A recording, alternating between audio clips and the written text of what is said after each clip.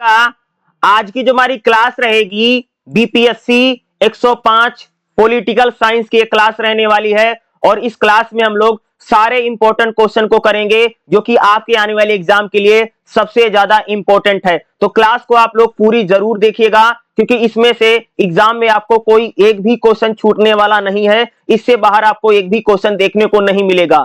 ठीक है, तो क्लास को ध्यान से देखिएगा। आपकी बुक में जितने चैप्टर हैं हर चैप्टर को हम लोग कवर करने की कोशिश करेंगे। तो चलिए शुरू करते हैं। तो देखिएगा पहला क्वेश्चन जो हमारा क्या रहेगा भाई मेरे, तुलनात्मक राजनीति क्या है, इसका अर्थ बताओ, इसकी प्रकृति बताओ, इसका विकास बताओ। इस टाइप का क्वेश्चन भाई मेरे आपको एग्जाम में पहला ही क्वेश्चन देखने को मिलेगा कि तुलनात्मक राजनीति किसे कहते हैं। तुलनात्मक मतलब समझते हो, कंपैरिजन करना, तुलना करना। जैसे हम लोग, अगर मैं एग्जांपल देकर के बताऊं, जैसे हम लोग तुलना करते हैं ना, जैसे मान लीजिए कि आप किसी कपड़े की दुकान में गए हैं तो दुकानदार आपके सामने कई सारे कपड़े रख देगा ना, तो हम लोग क्या करते हैं भाई मेरे, तुलना करते हैं ना भाई, कौन सा सूट, कौन सा कपड़ा अच्छा होगा, कौन सा कपड़ा अच्छा नहीं, हम रंग देखते हैं, कलर देखते हैं। उसी प्रकार से कह सकते हो कि हम लोग राजनीति के अलग अलग विषयों में तुलना करेंगे। तुलना मतलब समझ रहे हो, यहां पर हम तुलना किसकी करते हैं, राजनीति में जो चीजें हैं। जैसे हम चुनाव को लेकर के तुलना करेंगे। जैसे अगर मैं एग्जांपल बताऊं, जैसे मान लो भाई भारत का इलेक्शन सिस्टम कैसा है, पाकिस्तान का इलेक्शन सिस्टम कैसा है, या अमेरिका और चाइना में चुनाव कैसे हो रहे हैं, यह एक प्रकार की क्या है, तुलना है। इसी को हम बोलते हैं तुलनात्मक राजनीति। यानी राजनीति में जितने विषय हैं, चाहे इलेक्शन हो गया, चाहे डेमोक्रेसी हो गया, या अगर हम लोग बात करें जैसे चुनाव है, डेमोक्रेसी है, या मान लीजिए कि अलग अलग संस्थाएं जैसे न्यायपालिका है, कार्यपालिका है, विधायिका है, संसद है, इसकी भी हम लोग क्या करते हैं, तुलना करते हैं। एग्जाम्पल जैसे अगर मैं बताऊं, जैसे भाई मान लिए भारत की जो पार्लियामेंट है पाकिस्तान की पार्लियामेंट से जब मैं तुलना करता हूं, इसी को बोलते हैं भाई मेरे तुलनात्मक राजनीति। तो राजनीति में जितने विषय हैं, XYZ जितने विषय होते हैं, उसी की हम लोग क्या करते हैं, यहां पर तुलना करते हैं। जैसे मैंने आपको बताया ना कि जैसे आप लोगों ने देखा होगा कि हर समाज में भाई मेरे हर चीज की तुलना की जाती है। जैसे तराजू नहीं होता, तराजू में एक तरफ हम रख दे भाई, एक तरफ रख दे अलग, जैसे मान लीजिए भारत का जो जैसे हमारी पार्लियामेंट है, जैसे एक विद्यार्थी भारतीय संसद की तुलना कह सकते हो कि श्रीलंका की संसद से तुलना कर रहा है, इसी को कहा जाता है भाई मेरे तुलनात्मक राजनीति। यानी राजनीति में जब अलग अलग विषयों की हम क्या करते हैं भाई मेरे, तुलना करते हैं, कंपैरिजन करते हैं। जैसे देखा नहीं गा, जैसे तराजू में रख करके हम किसी चीज को तौलते हैं ना भाई, कौन सी बढ़िया कौन सी खराब है। अब जैसे बताओ भाई, जैसे मान लो भारत का चुनाव सिस्टम अलग है, श्रीलंका का चुनाव सिस्टम अलग है, या चीन का में इलेक्शन प्रोसेस अलग है, इसकी तुलना करते हैं ना। तुलना क्यों करते हैं, ताकि हमको पता चल सके कि भाई मेरे कौन सा अच्छा है, कौन सा बेस्ट है। यही है कंपैरेटिव पॉलिटिक्स। कंपैरेटिव मतलब हम कंपैरिजन कर रहे हैं, कौन सा बढ़िया है, कौन सा खराब है। जैसे हम लोग आम जीवन में तुलना नहीं करते भाई, फलाने का लड़का बहुत अच्छा, हमारा लड़का तो बहुत खराब है। तो इसमें हम लोग क्या करते हैं, तुलना करते हैं। तो तुलनात्मक राजनीति का अर्थ क्या, देखिए, तुलनात्मक राजनीति राजनीतिक विज्ञान में वह शाखा है जिसमें विभिन्न राजनीतिक प्रणालियों की तुलना की जाती है। भाई एक देश का राजनीति कैसा है, दूसरे देश के राजनीति से तुलना कर देगा, यही तुलनात्मक राजनीति है। संस्थाओं की, संस्था मतलब समझते हैं, जैसे कार्यपालिका है, न्यायपालिका है, जुडिशरी है, यानी जिसको हम न्यायपालिका बोलते हैं, इसकी तुलना करते हैं। जैसे भाई मान लो भारत में जो न्यायपालिका है अमेरिका की न्यायपालिका से कितनी डिफरेंट है, इसकी हम तुलना करेंगे। यही तुलनात्मक राजनीति है। यानी तुलना करके हम लोग क्या कर सकते हैं कि भाई जैसे अगर मान लीजिए मैं एक आदमी हूं, ठीक है भाई, मैंने भारत की सुप्रीम कोर्ट का और पाकिस्तान की सुप्रीम कोर्ट का जब मैं तुलना करूंगा, तो यही तुलनात्मक राजनीति है। राजनीति तुलना क्यों करते हैं, राजनीतिक घटनाओं की तुलना करके हम इसको समझते हैं। विभिन्न देशों में राजनीतिक जो समानताएं हैं, असमानताएं हैं, उसको पहचानना। जैसे भाई, जैसे अगर मैं एग्जांपल बताऊं ना, इंडिया भी डेमोक्रेसी को बात करता है, पाकिस्तान भी डेमोक्रेसी की बात करता है, दोनों लोकतांत्रिक देश हैं। लेकिन फिर भी अगर आप लोग देखोगे तो दोनों देशों में आपको बहुत डिफरेंट दिखेगा। यही तुलना है। समझ रहे हो मैं क्या बोल रहा हूं। जैसे अगर आप देखोगे भारत भी एक लोकतंत्र है और अमेरिका भी एक लोकतंत्र है, लेकिन अगर आप देखोगे हमारा संसद का सिस्टम अलग है, हो सकता है उनके यहाँ पार्लियामेंट का सिस्टम बिल्कुल अलग है। तो तुलनात्मक राजनीति भाई मेरे हर चीज की क्या होती है, तुलना होती है। अगर मैं आसान भाषा में बात करूं, तुलनात्मक राजनीति वह अध्ययन है जिसमें विभिन्न देशों की राजनीति के हम लोग क्या करते हैं भाई मेरे, तुलना करके निष्कर्ष निकालते हैं। यानी तुलनात्मक राजनीति में हम हर चीज की क्या करते हैं भाई, कंपैरिजन करते हैं। जैसे दबाव समूह का कंपैरिजन करते हैं, ठीक है, इलेक्शन प्रोसेस का कंपैरिजन करते हैं, समझ रहे। यानी हाँ, एक देश की राजनीति का दूसरे देश की राजनीति से भाई मेरे जब तुलना की जाती है, ये तुलनात्मक राजनीति है। जैसे हम लोग एक कपड़े की दुकान पर जाते हैं तो दुकानदार भाई हमारे सामने 10 शर्टें रख देता है, तो हम देखते हैं भाई कौन से शर्ट का कपड़ा बढ़िया है, कौन सा किसका कलर उतरेगा नहीं उतरेगा, तो तुलना करके हम शर्ट को खरीदते हैं ना। तो उसी प्रकार से तुलनात्मक राजनीति में भी क्या हो रहा है भाई, तुलना हो रही, कंपैरिजन हो रहा है, समझ रहे हो। तुलनात्मक राजनीति की प्रकृति क्या है भाई, तुलनात्मक राजनीति इसका नेचर क्या है। देखो तुलनात्मक राजनीति में पता क्या होता है, एक देश की कार्यपालिका का दूसरे देश की कार्यपालिका, एक देश की न्यायपालिका का दूसरे देश की न्यायपालिका के साथ, इसे हम तुलना करते हैं। तुलनात्मक राजनीति भाई विश्लेषण किया जाता है, यानी तुलनात्मक राजनीति में केवल संस्थाओं का नहीं बल्कि राजनीतिक घटनाओं का भी विश्लेषण करते हैं। देखो भाई, जैसे भाई मान लीजिए कि भारत में इलेक्शन सिस्टम है, ठीक है, और उसी प्रकार से भाई मेरे चाइना भी एक इलेक्शन करवाता, चुनाव करवाता है, लेकिन भारतीय जो चुनाव सिस्टम है बिल्कुल अलग है, और कह सकते हैं कि चीन का चुनाव सिस्टम बिल्कुल अलग है। देखो भारत एक डेमोक्रेसी है, लेकिन कह सकते हैं चाइना डेमोक्रेसी का मुखौटा बना हुआ। आप लोगों ने बहुत सारा चीजें सुनी होगी। तो मेरा कहने का मतलब है कि इसमें जो हम तुलना करते हैं, घटनाओं की भी तुलना करते हैं। तुलनात्मक राजनीति में भाई मेरे जितनी चीजें हैं, जैसे अगर राजनीति में देखोगे, जैसे एग्जांपल बताऊं, जैसे भाई मान लीजिए कि उदारवाद है, मार्क्सवाद है, इसकी भी तुलनात्मक राजनीति में तुलना की जाती है। जैसे हम तुलना कर सकते हैं कि अरस्तु का जो सिद्धांत है प्लेटो के सिद्धांत से कितना मिलता है, तो तुलना भाई मेरे हर चीज की होती है तुलनात्मक राजनीति में, सिर्फ संस्थाओं की नहीं, बल्कि कह सकते हो कि जैसे यानी इंडियन थिंकर, पॉलिटिकल थिंकर कितने हैं, और उनकी तुलना हम कह सकते हैं यूरोपियन थिंकरों से कर सकते हैं। तो तुलनात्मक राजनीति में किसकी भाई तुलना करते हैं, राजनीतिक घटनाओं की भी तुलना करते हैं, ताकि हम राजनीति को बेहतर तरीके से समझ सकें। और अनुभव के लिए तुलना, आज के समय में जो तुलनात्मक राजनीति है किसके जरिए की जाती है, तथ्यों के जरिए, फैक्ट के बेस पर भाई तुलना करते हैं, फैक्चुअल करते हैं। जैसे इंडिया एक डेमोक्रेसी है, लेकिन बहुत लार्जेस्ट यानी बहुत बड़ा लोकतंत्र है भारत का, ठीक है। तो उसी प्रकार से अगर आप देखोगे चाइना के साथ जब भारत की तुलना करोगे तो आपको समझ में आएगा। हम आंकड़ों के आधार पर तुलना करते हैं। भाई तुलना कैसे करोगे, फैक्ट यानी तथ्यों के आधार पर तुलना करते हैं, आंकड़ों के आधार पर तुलना करते हैं, चुनाव परिणामों के आधार पर भी तुलना करते हैं, राजनीतिक व्यवहार के आधार पर भाई मेरे हम लोग क्या करते हैं, तुलना करते हैं। एक कंपैरिजन जो हम लोग कर रहे हैं ना, जैसे एग्जांपल बताऊं, जैसे भाई मान लीजिए कि भारत में, ठीक है, भारत में तो अगर आप लोग देखोगे तो हमारे यहां पर जब चुनाव होता है ना 60% आदमी वोट डालता है, 60-65% इंडिया में इलेक्शन चुनाव में पड़ता है। यानी जब भारत में जब लोकसभा के चुनाव होंगे तो आप लोग देखोगे खास तौर से भारत में जो रेशियो है वो 60% है, यानी 40% लोग तो भाई भारत में वोट ही नहीं देता है, 60% आदमी वोट डालते, मोटा मोटी समझ लो। लेकिन वहीं पर अगर हम देखेंगे चाइना को देखेंगे तो वहां 95% वोटिंग हो रही है। या कह सकते हैं जैसे अमेरिका है, किसी और देश को देखोगे तो वहां वोटिंग आपको ज्यादा होती दिखाई देगी। लेकिन भारत में वोटिंग कम क्यों है, हो सकते कह सकते हैं भारत में बहुत ज्यादा पढ़ा लिखा तबका नहीं है, बहुत गरीब तबका है, या चुनाव को उतना महत्व नहीं दे रहा है।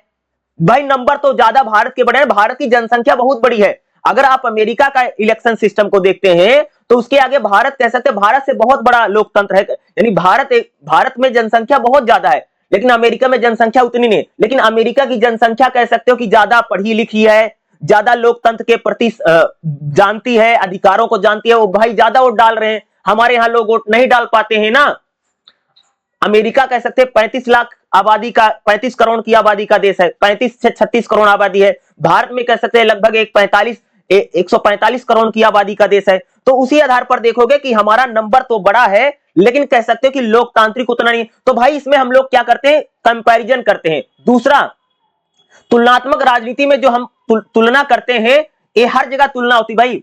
सोशियोलॉजी, समाजशास्त्र में तुलना होती है, अर्थशास्त्र, इतिहास, मानव विज्ञान, हर जगह पर तुलनात्मक राजनीति होती है। और तुलना क्या करते, तुलना कैसे करते पता क्या, विभिन्न देशों के बीच में भाई मेरे तुलना करते हैं। जैसे अगर मुझे तुलना कर दी है भाई मेरे, भारत में भारत का चुनाव कैसा है, जैसे भारत का चुनाव का सिस्टम का मैंने चीन के साथ तुलना कर दी, ठीक है। भारत देखो, अगर आप देखोगे तो हमारे यहां पर भी पार्लियामेंट्री सिस्टम, भाई भारत भी एक संसदीय शासन प्रणाली वाले देश है। आप सबको पता है भारत में भी संसद है, ठीक है।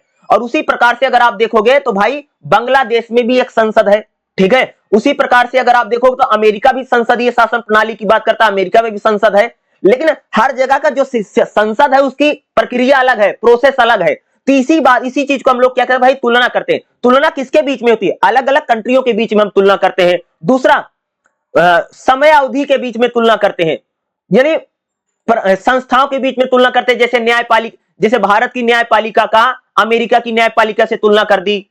भारत की संसद का हमने कह सकते भाई मेरे चीन की संसद, चीन में जो सिस्टम उससे तुलना कर दी, ठीक है। भारत में कह सकते जो कार्यपालिका, जिसको कार्यपालिका हम बोलते हैं, उसकी तुलना हमने कह सकते भाई जापान की कार्यपालिका से तुलना कर दी। यही तुलनात्मक राजनीति है। इसके बीच में जब तुलना करते तो हमको पता चलता कि भाई क्या समानता है, यानी सिमिलर क्या है, और तुलना इसलिए की जा रही है ताकि हमको पता चल सके कि हमारे सिस्टम में कमी क्या है, ताकि हम उसको भाई मेरे दुरुस्त कर सके। समझ रहे हो? तुलनात्मक राजनीति में आप ये समझिए भाई मेरे, हर चीज की तुलना करते हैं, कंपैरिजन कर रहे हैं। जैसे माँ बाप ना बैठ करके अपने बच्चे की तुलना हमेशा दूसरे से करेंगे। अरे देखो पड़ोसी का लड़का बहुत पढ़ने में तेज है, उसका लड़का बहुत होशियार है, तुम बिल्कुल गधे रह गए हो। तो इसमें यही तुलना की जा रही है, कंपैरिजन हो रहा। हर चीज का हम भाई मेरे क्या करते हैं, इसमें कंपैरिजन करते हैं, ठीक है। तो तुलनात्मक राजनीति जो है वो क्या है कि एक देश की चीजों की जब हम दूसरे देश से तुलना करते हैं, वही तुलनात्मक राजनीति है। तुलना किस किस चीजों की करते हैं भी बता दूं।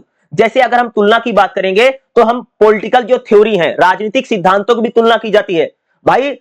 अगर आप लोग देखोगे तो हम लोग जैसे स्वतंत्रता समानता की तुलना करते हैं, तो पॉलिटिकल जो थ्योरी है इनकी भी तुलना की जाती है। अगर बात करूं राजनीतिक संस्थाओं की भी तुलना करते हैं, जैसे कार्यपालिका है, न्यायपालिका है, विधायिका, इनकी भी हम लोग तुलना करते हैं। दबाव समूहों की तुलना करते हैं, ठीक है। हम पॉलिटिकल सिस्टम की तुलना करते हैं। अगर आप देखोगे भाई मेरे कि भारत में देखो, भारत में तो बहुदलीय शासन है, भारत में भाई मेरे बहुत सारी पॉलिटिकल पार्टियां हैं, लेकिन चीन में एक दलीय शासन है। उसी प्रकार से हम लोग अमेरिका चलेंगे तो अमेरिका में क्या, अमेरिका में खाली दो पार्टी भाई मेरे, ठीक है। अमेरिका में सिर्फ दो दल हैं, ठीक है। वहां सिर्फ इलेक्शन में दो पार्टियां खड़ी होती है। जैसे भारत क्या है, भारत तो बहुदलीय शासन प्रणाली वाला देश है। देखते नहीं भाई, हमारे यहाँ पर बहुत सारी पार्टियां हैं। यहाँ हमारे यहाँ पर भाई मेरे कांग्रेस है, बीजेपी, आम आदमी पार्टी है, टीएमसी है, ठीक है, ठीक है, समाजवादी पार्टी है, बहुजन समाज। तो भारत में कैसा पार्टियां हैं, भारत कह सकते हैं कि बाई पार्टी सिस्टम का एक देश है। भारत में तो बहुत सारी पॉलिटिकल पार्टियां हैं। लेकिन चीन जब हम चलते हैं, अपने बगल देश में चलते हैं, तो भाई उसमें सिर्फ एक दलीय शासन है, यानी एक ही कह सकते पार्टी चुनाव लड़ती है, वही बार जीत करके आ रही है। जब हम अमेरिका चलते हैं, अमेरिका में देखोगे, और खास तौर से ब्रिटेन की बात करेंगे या इंग्लैंड के लिए, ब्रिटेन में भाई मेरे दो दलीय शासन है, यानी वहां भी दो पार्टियां हैं। तो इसी चीज की हम लोग भाई हम तुलना करते हैं। अलग अलग देशों में कैसे कैसी, यही कंपैरिजन किया जा रहा भाई मेरे। तुलना हर चीज की राजनीति में होती है, ठीक है। यही तुलनात्मक राजनीति है, व्यवहारिक प्रवृत्ति है भाई। आज के समय में जो तुलनात्मक राजनीति, इसमें हम व्यक्तियों का भी तुलना करते हैं, हम समूहों की भी तुलना करते हैं। जैसे दबाव समूहों की भी तुलना करते हैं, जिसको हम दबाव समूह बोलते हैं ना। दबाव समूह क्या भाई, जैसे भाई आप लोगों ने देखा होगा 2021-22 में किसान दिल्ली घेरे बैठे हुए थे, क्या था, तो किसानों ने भैया आंदोलन किया, सरकार झुक गई, अपना बिल वापस ले लिया। तो क्या था, किसान एक प्रकार का दबाव समूह था। आप लोगों ने देखा होगा ना 2021-22 में बहुत बड़ा दिल्ली में किसान आंदोलन हुआ, लगभग 7-8 महीने वो चला। तो क्या है, हम कई बार दबाव समूहों की भी हम लोग क्या करते हैं, तुलना करते हैं, ठीक है। तुलना हम किसकी करते हैं, चुनाव की तुलना करते हैं, ठीक है। संविधानों की भी तुलना कीजिए भाई भारत का जो संविधान है वो भाई चीन के संविधान से कितना मैच करता है। तो तुलना भाई मेरे हर चीज की होती है तुलनात्मक राजनीति में। यानी तुलनात्मक राजनीति में कह सकते हैं कि राजनीति में भाई छोटी सी छोटी और बड़ी से बड़ी चीजों की तुलना करते हैं, और एक व्यवहारिक अध्ययन है, सार्वभौमिक सिद्धांत की खोज करते हैं। जैसे मान लो तुलनात्मक राजनीति की शुरुआत जो है एक खास तौर से अलग अलग देशों के संविधानों की तुलना करके किया गया है। तो तुलनात्मक राजनीति में हम लोग भाई सार्वभौमिक सिद्धांत को खोजने की बात करते हैं कि कौन सा चीज बढ़िया, कौन सा चीज बेस्ट है। यही तुलनात्मक राजनीति है, कंपैरिजन करना। समझ गए? देखो भाई, भारत का संविधान की तुलना मैं अमेरिका के संविधान से कर दूं, अमेरिका की संविधान की तुलना मैं जापान के संविधान से कर दूं, जापान के संविधान की तुलना मैं चीन के संविधान से कर दूं। तो अगर ऐसे मैं कर रहा हूं, यही तुलनात्मक राजनीति है भाई। तुलना कर रहे हो, अपने शर्ट की तुलना मैं तुम्हारे शर्ट से कर दूं, और तुम अपने शर्ट की तुलना किसी दूसरे की शर्ट से कर दो। यही तुलना, हम तुलना क्यों करते भाई? मेरी शर्ट में हो सकता है मेरे शर्ट का कलर उड़ता हो, आपकी शर्ट का कलर ना उड़ता हो। मेरी शर्ट भाई 10 रुपए की है, हो सकता है आपकी शर्ट हो सकता है 500 1000 रुपए की, किसी की शर्ट होगी भाई 2000 की होगी। यही तुलना कर रहे हैं ना, कितना महंगा है, कितना सस्ता है, किसका रंग उड़ता, किसका रंग नहीं, किसका लाइट कलर है। तो राजनीति में भाई मेरे यहां भी हम लोग यह क्या करते हैं? तुलना ही करते हैं। तुलना करके हम ये जानना चाहते हैं कि भाई कौन सी चीज बेस्ट है, कौन सी चीजें हमें बदलनी पड़ेंगी, जो हमारा जो सिस्टम है वो और भी बेहतर हो जाएगा। यही तुलनात्मक राजनीति है। तुलनात्मक राजनीति की जो शुरुआत है ना, ये भाई मेरे 19वीं शताब्दी से शुरू हुई। कब भाई मेरे? तुलनात्मक राजनीति की जो शुरुआत है 19वीं से लेकर शताब्दी से शुरू हुई है। मुख्यतः यूरोपीय देश, जो यूरोप के देश हैं वहीं कह सकते भाई, देखो राजनीति जो है ना ये कह सकते यूरोप से ही शुरू हुई है। तो यूरोप में 19वीं शताब्दी से लेकर के तुलनात्मक राजनीति, पहले इसमें हम लोग क्या तुलना क्या करते हैं? राज्यों की तुलना। भाई प्राचीन काल में अगर आप देखोगे तो राज्य होते, ज्यादातर राजा महाराजा होते थे, अलग अलग राज्य होते थे। तो अगर आप देखोगे यूनान की बात करोगे, जैसे यूनान की बात करोगे, या हम लोग बात करेंगे खासतौर से यूरोप की, तो यूरोप में कह सकते भाई सबसे पहले वही तुलना शुरू हुई थी। ठीक है, ये प्लेटो और अरस्तु जैसे लोगों ने कह सकते तुलनात्मक राजनीति की शुरुआत की है। सबसे पहले इन लोगों ने भाई संविधान की तुलना की, जैसे एक देश के संविधान की तुलना दूसरे देश के संविधान से कर दी। जैसे भारत की सरकार की तुलना भाई हम लोग चीन की सरकार से कर दे, ये इस प्रकार से तुलना। हम दूसरा क्या तुलना करते? कानूनों की भी तुलना की जाती। भाई भारत में कानून कैसे हैं, अमेरिका में कानून कैसा है, तो हम लोग कानूनों की भी तुलना करते हैं। हम लोग व्यवहारों की भी तुलना करते हैं, यानी कैसा व्यवहार, जैसे इलेक्शन का व्यवहार कैसा है। अगर जैसे मैंने बताया भाई ना, भारत में देखोगे तो हमारी जो आबादी है वो 60% वोट दे रही है। अमेरिका में भाई मिले 95% आदमी वोट दे रहा। तो व्यवहार है, इलेक्शन प्रोसेस है, लोगों का पार्टियों का प्रति क्या व्यवहार है, इसकी भी हम लोग क्या करते भाई? तुलना करते हैं। तो भाई तुलनात्मक राजनीति जो है ब्रिटेन है, फ्रांस है, अमेरिका है, यहीं से कह सकते संस्थाओं की, संस्था मतलब समझते हो, जैसे कह सकते कार्यपालिका है, ठीक है, जो प्रधानमंत्री मंत्री होता है, इसकी जो कैबिनेट होती है इसको बोलते हैं कार्यपालिका। ठीक है, और न्यायपालिका जो फैसले वैसले सुनाती है। ठीक है, न्यायपालिका की तुलना करते हैं। ठीक है, जैसे संसद की तुलना करते हैं, यही इसी को बोलते हैं भाई मेरे संस्था। ठीक है, यानी जो संस्थाएं हैं इसकी भी हम लोग तुलना करते हैं, समझ गए। जैसे भारत की संसद की तुलना भाई मेरे हमने कह सकते हो कि ब्रिटेन की संसद से कर दी। ये तुलनात्मक राजनीति है, यही है, तुलना कर रहे हैं भाई, पता लगा कि भारत की संसद कैसे है और ब्रिटेन की संसद में क्या समानता है, क्या सिमिलरिटी है और क्या समानता नहीं है, ये तुलना करते हैं। तुलनात्मक राजनीति का जो दूसरा चरण है 1950 से लेकर के 1970 का रहा। सेकंड वर्ल्ड वॉर के बाद अगर आप देखोगे तुलनात्मक राजनीति पूरी तरीके से बदल गई।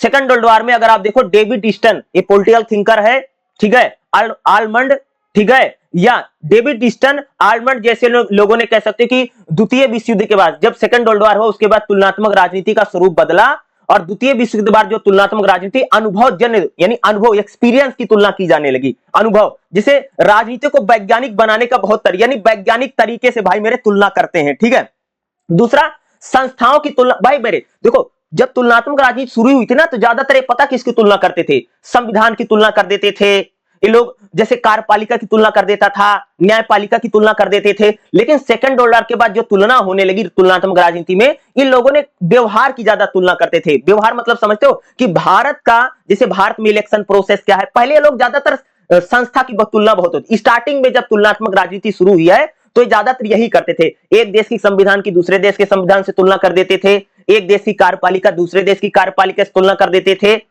एक देश की संसद का दूसरे देश की संसद से तुलना कर देते थे, खास तौर से द्वितीय विश्व युद्ध के पहले। भाई जब सेकंड वर्ल्ड वॉर हुआ ना, तो दुनिया पूरी तरीके से बदल गई थी। तो 1950 के बाद, या कह सकते हो 1950 के बाद, सेकंड वर्ल्ड वॉर के बाद जो तुलना हुई वो संस्था की तुलना कम करते थे, व्यवहार की तुलना करते, राजनीतिक व्यवहारों की तुलना बढ़ी। और तुलनात्मक राजनीति में वैज्ञानिक दृष्टिकोण लाने का इन लोगों ने प्रयास किया। भाई तुलना वैज्ञानिक तरीके से करना है, ठीक है, कि जैसे वोटिंग बिहेवियर को हम जान सके। भाई भारत में इतनी बड़ी आबादी है तो खाली 60% आदमी वोट डाल रहा है, अमेरिका में कह सकते 95% कैसे, 95% कैसे वोट हो जा रहा है। यानी अब जो तुलना होती वैज्ञानिक तरीके से होती है। अब हम लोग ज्यादातर जो तुलना करते हैं नंबर के आधार पर करते हैं, यानी डाटा बेस्ड तुलना ज्यादा हो रही है। अगर मेरा कहने का मतलब क्या है कि अब जो तुलना हम करते हैं आंकड़े बहुत हमारे पास है ना, पहले तो आंकड़े वाकड़े होते नहीं थे, अब आंकड़े बहुत ज्यादा, नंबर यानी कह सकते हैं सोर्स बहुत ज्यादा हो गया ना, तो अब जो ज्यादा तुलना की जाती है सोर्स के आधार पर तुलना की जाती है, क्योंकि आज इंटरनेट आ गया है, आज टेक्नोलॉजी आ गई, तो भाई आज हमारे पास बहुत सारे सोर्स हैं, ठीक है, आज सोर्स बढ़ गया है, तो आज तो जो तुलना है वो कह सकते हैं डाटा बेस पर होती है, कि जैसे भारत का डाटा ले लिया, भाई भारत के इलेक्शन का डाटा धर दिया, पाकिस्तान के इलेक्शन का डाटा धर दिया, चीन के इलेक्शन का डाटा धर दिया, लाके धर दिया और तीनों को कंपैरिजन कर लिया,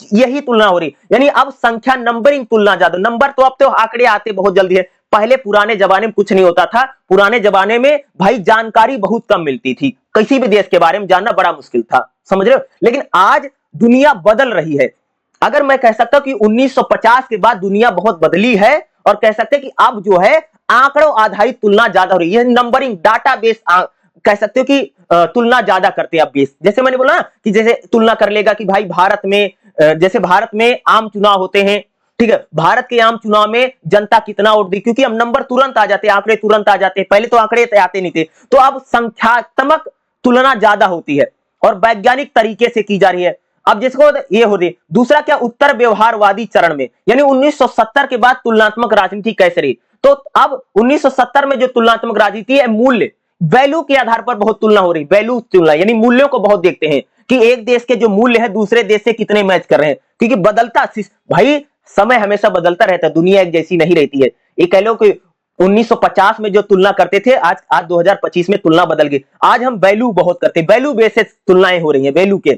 आज हम नीति निर्माण की तुलना करते हैं, भाई भारत का जो नीति है, जैसे भारत की विदेश नीति का भैया मेरे हम लोगों ने पाकिस्तान की विदेश नीति से तुलना कर दी, अब नीतियों की तुलना होती है। अब जैसे एग्जांपल देकर बताऊं, आप लोगों ने थोड़ी दिन पहले 6-7 महीने पहले की घटना है कि भाई भारत और पाकिस्तान के बीच में एक संघर्ष दिखा आप लोगों को, तो हम इसकी भी तुलना कर सकते हैं, क्या है, किसको बोलते विदेश नीति, भाई जो खास तौर से आप कुछ ऑपरेशन सिंदूर उठा लीजिए, उसी को उठा करके जब हम तुलना करेंगे, यानी अब जो तुलना होती है वो नीतियों को लेकर के तुलना होती है कि भारत की विदेश नीति ज्यादा बढ़िया है कि अमेरिका की पाकिस्तान की विदेश नीति ज्यादा बढ़िया है, ठीक है, या चीन के साथ हमारा संबंध कैसा है और पाकिस्तान का चीन के साथ संबंध कैसा है। अब इस प्रकार से नीति निर्माण की तुलना करते, अब हम शासन की तुलना बहुत करते, भाई भारत में जो सरकार कितना सरकार से लोग संतुष्ट हैं और अमेरिका में आदमी कितना सरकार से यानी अब हम गवर्नेंस की तुलना करते हैं, अब हम लोकतंत्र की तुलना ज्यादा करते हैं। जब से वैश्वीकरण हो गया तब से हम वैश्वीकरण के बाद दुनिया कितनी बदली है, हम इसकी भी तुलना कर रहे हैं। अब जो तुलना होती राजनीति, अब जो तुलनात्मक राजनीति है, अब हम कल्चर की तुलना करते हैं, भाई यानी सांस्कृतिक तुलना है, राजनीति की सांस्कृतिक तुलना होती है। अब हम अर्थव्यवस्था की भी तुलना करते हैं, किसी देश के साथ भाई भारत के संबंध बेहतर है तो हमारा लाभ हो रहा, घाटा हो रहा, तुरंत कर लेते ना कि भाई देखते नहीं हो। अगर आप देखोगे जैसे हम लोग अमेरिका के साथ व्यापार करते हैं तो हमें कितना प्रॉफिट हो रहा, उनको कितना प्रॉफिट हो रहा, अब इसकी भी तुलना तुरंत हो जाती है। अब पहचान आधारित राजनीति की भी तुलना करते हैं। अब जो तुलनात्मक राजनीति पूरी तरीके से वैल्यू एडिड तुलना हो रही है। दूसरा नीतियों को लेकर के बहुत ज्यादा तुलना करती है, नीति निर्माण को लेकर के, गवर्नेंस को लेकर यानी शासन को लेकर के तुलना करते हैं। वैश्वीकरण के बाद कह सकते दुनिया बदली है तो हम लोग पॉलिटिकल यानी हम लोग संस्कृति कल्चर की तुलना करते, भाई भारत का कल्चर कैसा है और चीन का कल्चर कैसा है। कल्चर भी तुलना, संस्कृति भी, सांस्कृतिक तुलनाएं भी अब हो रही हैं। और अब अर्थव्यवस्था बेस्ड तुलना करने लग रहे हैं, भाई जैसे भारत की जीडीपी का अमेरिका की जीडीपी से तुलना कर रहे हैं, ये भी एक प्रकार की तुलना। अब देखो, अब लोग देखते हो टीवी में, अब हम लोग जीडीपी की बहुत बातें करते, यानी अब जो कंपैरिजन हम लोग तुलना करते हैं, भाई जैसे आप कई बार देखोगे कि भारत और पाकिस्तान का जब हम कंपैरिजन करते हैं तो आपसे टीवी वाला आता है, तुरंत बताता है भारत के पास इतना हथियार है, पाकिस्तान के पास इतना हथियार है, भारत ने इतनी मिसाइल बना रखी है, पाकिस्तान ने इतनी मिसाइल बना रखी है। भारत की जीडीपी जो 8% जा रही है और पाकिस्तान की जीडीपी जो 3.5% पर अटकी पड़ी है, ठीक है। तो ये क्या है, यानी अब जो हम कंपैरिजन कर रहे हैं वो किस आधार पर कर रहे हैं, वो खास तौर से अब कंपैरिजन का तरीका बदल गया। वो पुराना समय था जब संविधान और विधान की तुलना करते थे, अब वो जमाना चले गए, वो खत्म हो गए। अब जो तुलना हो रही है वो नीति को लेकर के, वैल्यूज को लेकर तुलना होती है। अब जो हम कल्चर की तुलना करते हैं, अब हम अर्थव्यवस्था की ज्यादा तुलना करते हैं, अब हम कह सकते हैं आइडेंटिटी, भाई भारत की दुनिया में ज्यादा धमक है, अब इसकी भी तो हम तुलना करते हैं। अब देखो, आप बहुत लोग देखते होंगे कि भाई अब हम देखते हैं कि यानी अमेरिका के खिलाफ अब एक बड़ा देश पूरी दुनिया में खड़ा हो रहा, चाइना है। भाई चाइना एक बड़ी शक्ति अमेरिका के आगे बनेगा कि नहीं बनेगा, अब इसकी भी तुलना होती है ना। जैसे अमेरिका अपने साथ कई सारे देशों को रखा हुआ है, वैसे चाइना भी अपने साथ कई सारे देशों को रखा हुआ। तो अब जो तुलना हो रही है वो खास तौर से आइडेंटिटी पॉलिटिक्स की तुलना करते हैं हम। लोकतंत्र, भाई भारत का जो लोकतंत्र है वो कहीं खत्म तो नहीं हो रहा, या लोकतंत्र कहीं मर तो नहीं रहा, अब कहीं ऐसा, अब तुलना जो है थोड़ी बदल गई है। पहले पहले जो तुलना हो रही थी वो खास तौर से कह सकते पुरानी पद्धतियां थी, पुराने सिस्टम में तुलना की जाती थी। तो भाई मेरे यही है तुलनात्मक राजनीति।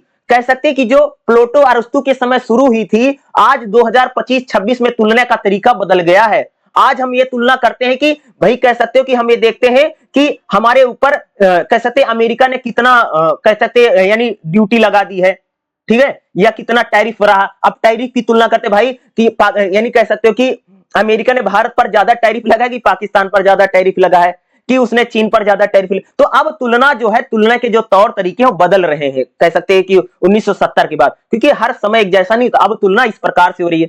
ठीक है, तो चलिए अगला क्वेश्चन देखते हैं। देखो ये क्वेश्चन 100% आएगा, तुलनात्मक राजनीति का पहला क्वेश्चन आपको एग्जाम में मिलेगा ही मिलेगा। तो जो मैं समझाने का प्रयास करूं उसको समझोगे तो ज्यादा बेहतर तरीके से आप इसको एग्जाम में लिख पाएंगे। ठीक है, चलिए अगला क्वेश्चन देखते हैं, नेक्स्ट बताता हूं। अगला जो हमारा क्वेश्चन है भाई मेरे, ये भी बाप के लिए बहुत ही ज्यादा मोस्ट इंपॉर्टेंट क्वेश्चन है। तुलनात्मक राजनीति का प्रणाली दृष्टिकोण। प्रणाली मतलब समझते हो सिस्टम अप्रोच, यानी जब हम तुलनात्मक राजनीति में सिस्टम की बात करते हैं, सिस्टम की बात करते हैं कि भाई राजनीति के जो सिस्टम है उसी को बोलते हैं। और ये आपके लिए भी बहुत ज्यादा इंपॉर्टेंट है, आपको एग्जाम में जरूर देखने में। तुलनात्मक राजनीति का प्रणाली दृष्टिकोण बताइए। तो देखिएगा, तुलनात्मक राजनीति में हम प्रणाली की बात करते हैं। प्रणाली मतलब समझते हो क्या था, सिस्टम। ठीक है भाई, सिस्टम अप्रोच, यह एक आधुनिक और वैज्ञानिक तरीका है। भाई मेरे जब हम वैज्ञानिक तरीके से और नए तरीके जब तुलना करते वही भाई सिस्टम अप्रोच। सिस्टम जो है नया तरीका है। और भाई एक आदमी जिसका नाम है डेविड ईस्टन, क्या है, एक बहुत बड़ा अंग्रेज हुआ है, पॉलिटिकल थिंकर है, राजनीतिक विद्वान है, जिसका नाम है क्या भाई मेरे, डेविड ईस्टन, इसका नाम ही है। ठीक है, तो भाई मेरे डेविड ईस्टन ने 1950-60 के दशक में एक तरीका बताया है, प्रणाली दृष्टिकोण यानी सिस्टम अप्रोच के जरिए तुलना करना है, जिसके माध्यम से राजनीतिक प्रणाली का संपूर्ण जीवित इकाई के रूप में पूरी तरीके समझाया गया है। यह दृष्टिकोण जो सबसे लोकप्रिय था डेविड ईस्टन ने दिया है। तो डेविड ईस्टन का एक सिद्धांत है जिसने बताया तुलनात्मक राजनीति का प्रणाली दृष्टिकोण। और ये जो प्रणाली दृष्टिकोण है भाई मेरे, ये बिल्कुल वैज्ञानिक तरीका है, साइंटिफिक तरीका है, और बिल्कुल आधुनिक तरीका है, मॉडर्न तरीका है। यानी मॉडर्न तरीके से हम तुलना कर रहे हैं, यानी और बहुत वैज्ञानिक तरीके से जब तुलना की जाती है उसे बोलते हैं भैया प्रणाली दृष्टिकोण। और इसमें सबसे ज्यादा लोकप्रिय व्यक्ति कौन है भाई मेरे, उसका नाम है डेविड ईस्टन। नाम याद रखिएगा, प्रणाली दृष्टिकोण का जन्मदाता कौन है, डेविड ईस्टन नाम है। और इन्होंने 1950 और 60 के दशक में यह सिद्धांत दिया, तुलनात्मक राजनीति का प्रणाली दृष्टिकोण। तो देखिएगा, सामान्य प्रणाली सिद्धांत क्या देखेगा, सामान्य प्रणाली इसने बताया। जर्नल सिस्टम थ्योरी क्या है, सबसे पहले इसको किसने दिया था, लुइडविग ने दिया है। इसका इसने क्या बताया कि सभी प्रणाली जो है परस्पर एक दूसरे से जुड़ी रहती हैं। भाई मेरे प्रणाली इसको बताया गया कि एक सिस्टम भाई मेरे दूसरे से जुड़ा हो। जैसे बताऊं कि जैसे भाई मान लो संसद जो है वो कार्यपालिका से जुड़ी हुई है, कार्यपालिका भाई मेरे न्यायपालिका से जुड़ी हुई है, न्यायपालिका जो चुनाव से जुड़ी हुई है। तो हर जो सिस्टम होता है ना वो एक दूसरे से जुड़ा, कनेक्टेड है। जैसे भाई अगर आप देखोगे जो हमारी सरकार है, सरकार भैया संसद से जुड़ी हुई है, संसद सरकार से जुड़ी हुई है। ठीक है, और जो सरकार है उससे भाई हमारा पुलिस प्रशासन जुड़ा हुआ है, और हमारे सरकार से कह सकते चुनाव आयोग जुड़ा हुआ है। तो हर चीजें क्या है, एक दूसरे से जुड़ी है ना, यही तो सिस्टम है। तो जब हम इसकी तुलना करते हैं, सिस्टम क्या है, किसी भी संगठित ढांचे को चलाता है जो इनपुट और आउटपुट देता, सिस्टम तो ही ना जो इनपुट और आउटपुट देता है। जैसे अगर आप देखोगे, जैसे भाई मेरे आप देखोगे, जैसे मान लीजिए कि जैसे एक पंखा है, भाई पंखे में हम लोग बिजली डालते हैं, बिजली देते हैं तो हम लोगों को चलता और हवा देता है। तो उसी प्रकार से जो पूरी राजनीति है पूरा एक सिस्टम है। हर सिस्टम में क्या होता है, एक दूसरे को सपोर्ट करते हैं, एक दूसरे की मदद करते हैं, इसी के जरिए राजनीति चलती है। तो सिस्टम अप्रोच यही बताती कि सब एक दूसरे जुड़ा। देखो अगर आप देखोगे जैसे भाई संविधान जो है वो संसद से जुड़ा हुआ है, संसद जो है वो कह सकते कार्यपालिका से जुड़ी हुई है, कार्यपालिका जो है वो कह सकते विधायिका से जुड़ी हुई है, विधायिका जो है वो कह सकते हैं भाई मेरे न्यायपालिका से जुड़ा हुआ है। तो हर कोई क्या सिस्टम अप्रोच बताती है कि हर संस्थाएं जो हैं एक दूसरे से जुड़ कनेक्टेड हैं, कनेक्ट हैं, एक दूसरे को इनपुट आउटपुट देती हैं, मदद करती ना। जैसे अगर आप लोग देखो भाई, संसद कानून बना देती है, ठीक है, संसद जो होती कानून बना देती है जी, लेकिन संसद के कानूनों को लागू कौन करवाता? कार्यपालिका लागू करवाती है। न्यायपालिका जो कानून अगर का उल्लंघन करेगा तो उसको न्याय देने का काम करती है, उसको पनिशमेंट देती है। तो सिस्टम अप्रोच ये बताती है कि पॉलिटिकल साइंस यानी तुलनात्मक राजनीति में क्या सिस्टम अप्रोच बताता कि संस्थाएं जो हैं, जो सिस्टम है, एक दूसरे से कनेक्टेड है। और इसको इसी की बात करता है। सामान्य प्रणाली की मुख्य विशेषता क्या देखेगा? जैसे प्रणाली यानी सिस्टम अप्रोच बताता कि हर प्रणाली जो होती है एक दूसरे से जुड़ी हुई है, इनपुट के आधार पर प्रोसेस करती है। जैसे इनपुट देगा ना, जैसे भाई मेरे संसद ने कानून बना दिया, कार्यपालिका ने कानून लागू करवा दिया, और जिसने कानून का उल्लंघन किया न्यायपालिका ने उसको पनिशमेंट दे दिया, जेल में डाल दिया। तो इसमें इनपुट होता ना भाई, एक कानून बनाता है, एक कानून लागू करवाता है, एक कानून जो नहीं मानेगा उसको दंडित करता है। तो क्या है, एक दूसरे को इनपुट आउटपुट देती रहती है। जो संस्थाएं होती है, जो इंस्टीट्यूशन होते हैं, एक दूसरे के सहारे चलते हैं। जैसे भाई संसद जो है वो आर्मी के लिए नियम, सेना के लिए नियम कानून बनाएगी, और सेना जो होगी भाई मेरे, जो हमारे देश पर आक्रमण करेगा, सेना उसके साथ मुकाबला करेगी। तो कहने का मतलब क्या कि राजनीति में भाई मेरे यानी पूरी व्यवस्था में अगर आप देखेंगे तो पॉलिटिकल साइंस में क्या है, सिस्टम अप्रोच ये बताता कि एक दूसरे से चीजें जुड़ी हुई है, इनपुट देगा। जैसे भाई सरकार, जैसे मान लो भाई हमारे देश पर कोई आक्रमण कर दिया, तो संसद बिल पास करके कोई बात कहेगी तो भाई सेना उसको तुरंत लागू कर देगी, सेना उस पर आक्रमण कर देगी। समझ, यही सिस्टम है। तो सिस्टम में इनपुट दी जाती है। जैसे भाई कह सकते हो कि सरकार जो है कानून लेकर के आई, कानून को लागू करवा दिया, कह सकते भाई कार्यपालिका ने, और जिसने कानून नहीं माना उसको न्यायपालिका भैया दंडित कर देगी। तो सिस्टम प्रणाली में क्या होता है, इनपुट आउटपुट होता है, फीडबैक इसमें बहुत होता है। इन्वायरमेंट की भी बात करता है। जैसे सिस्टम अप्रोच बता, जैसे हमारा मानव, जैसे मानव का जो शरीर है जैसे एक सिस्टम से जुड़ा हुआ है ना भाई, हम खाना खाते हैं तो हमारे शरीर को एनर्जी मिलती है, तो हम काम करते हैं। तो उसी प्रकार से राजनीति जो है वह भी एक दूसरे से जुड़ी हुई है। संविधान कह सकते हैं संसद से जुड़ा हुआ है, संसद न्यायपालिका, कार्यपालिका, विधायिका से जुड़ी हुई है, सब एक दूसरे से कनेक्टेड हैं, सब एक दूसरे को इनपुट आउटपुट देते रहते हैं। इसी का जैसे खाना खाया मैंने, जैसे मालूम भाई मैं खाना खाता हूं, खाना खाने से मेरे पेट में खाना गया तो मुझे एनर्जी मिली तो भैया मैंने काम किया। तो एक दूसरे को लोग इनपुट आउटपुट देते रहते हैं। इसी प्रकार से हमारा शरीर काम करता है। उसी प्रकार से राजनीतिक में जो संस्थाएं होती हैं भाई, संसद कानून बनाती है, ठीक है, कह सकते हो कि जो विधायिका है, विधायिका ने कानून बना दिया है, संसद कह लीजिए, कह सकते कार्यपालिका कानून को लागू करवा दे रही है, ठीक है, यानी जो प्रधानमंत्री मंत्री होते हैं कानून को लागू करवा देते हैं, ठीक है। जो कानून नहीं मानेगा उसको कोर्ट वाले जो होते हैं, कह सकते जो न्यायपालिका, उसको भाई पनिशमेंट कर देती, दंडित कर देती है, पुलिस पकड़ लेती है। सब एक दूसरे से भाई मेरे जुड़े हुए हैं। यही क्या है, प्रणाली दृष्टिकोण है। जैसे राजनीतिक प्रणाली का अर्थ क्या है, डेविड ईस्टन मानता कि राजनीतिक प्रणाली वह प्रक्रिया है जिसके माध्यम से समाज में मूल्य वितरण होता है। यानी जो राजनीति होती है वही समाज को क्या देती, मूल्य, वैल्यू सिखाती है। अर्थात राजनीतिक प्रणाली समाज की मांग को स्वीकार करती है। भाई समाज जो चीजें चाहता है राजनीति में लोग वही काम करते हैं। भाई समाज जैसा चाहता है राजनीति वैसी होती है, और राजनीति वाले वैसे ही नियम कानून बनाते हैं जैसे जनता की मांग होती है, या कह सकते हैं जैसे हमारे समाज उसको मांगता है। तो डेविड ईस्टन कहता है कि भाई जनता की जो डिमांड है राजनीति उसको पूरा करती है, यानी एक दूसरे से कनेक्टेड है। तुलनात्मक राजनीति में प्रणाली सिस्टम क्या है, सिस्टम अप्रोच बताता भाई मेरे, प्रणाली यह मानती है। जैसे राजनीति में क्या होता भाई मेरे, इनपुट क्या था, जैसे राजनीति इनपुट देगी तो समाज में परिवर्तन आ जाएगा, बदलाव आ जाएगा। समझ रहे, जैसे भाई जनता ने कहा कि फलाना कानून बना दो, वो कानून बन गया, तो भाई पुलिस वाले जो कानून है मैंने उसको पकड़ के जेल में डालेंगे। तो प्रणाली दृष्टिकोण में, यानी प्रणाली दृष्टिकोण में इनपुट आउटपुट होता है कि जैसे जनता ने डिमांड की, संसद में कह सकते सरकार कानून लेकर के आ गई, ये क्या जनता ने कहा और सरकार ने कानून बना दिया। ये क्या है, ये तो इनपुट, भाई इनपुट दिया ना, जनता ने बोला कि भाई हमारे लिए फलाना कानून बनाओ और संसद ने उसको कानून बनाया, तो इनपुट आउटपुट हो गया ना। भाई जनता जो डिमांड कर रही है सरकार उसको पूरा कर रही है। समझे, जैसे भाई संसद ने कानून बना दिया तो न्यायपालिका यानी कार्यपालिका वालों ने तुरंत कानून को लागू करवा दिया। और जब कानून लागू हो गया, किसी ने भैया कानून का उल्लंघन कर दिया, तो कह सकते कोर्ट वाले उसको फट से सजा दे रहा है। तो सिस्टम प्रणाली ये बताता है, प्रणाली दृष्टिकोण बताता है कि इनपुट आउटपुट तरीके से जो राजनीति है पूरी चलती रहती है, एक दूसरे के सपोर्ट मदद की तरह से पूरा सिस्टम बना हुआ है। डेविड स्टन का मुख्य घटक क्या है? डेविड स्टन बताता भाई इनपुट क्या होता है? जैसे मांगे, भाई जनता डिमांड करती है, जनता को क्या चाहिए? जनता को रोजगार चाहिए, जनता को शिक्षा चाहिए, जनता का स्वास्थ्य चाहिए, सरकार इसी पर काम कर देती। तो इनपुट आउटपुट यही है।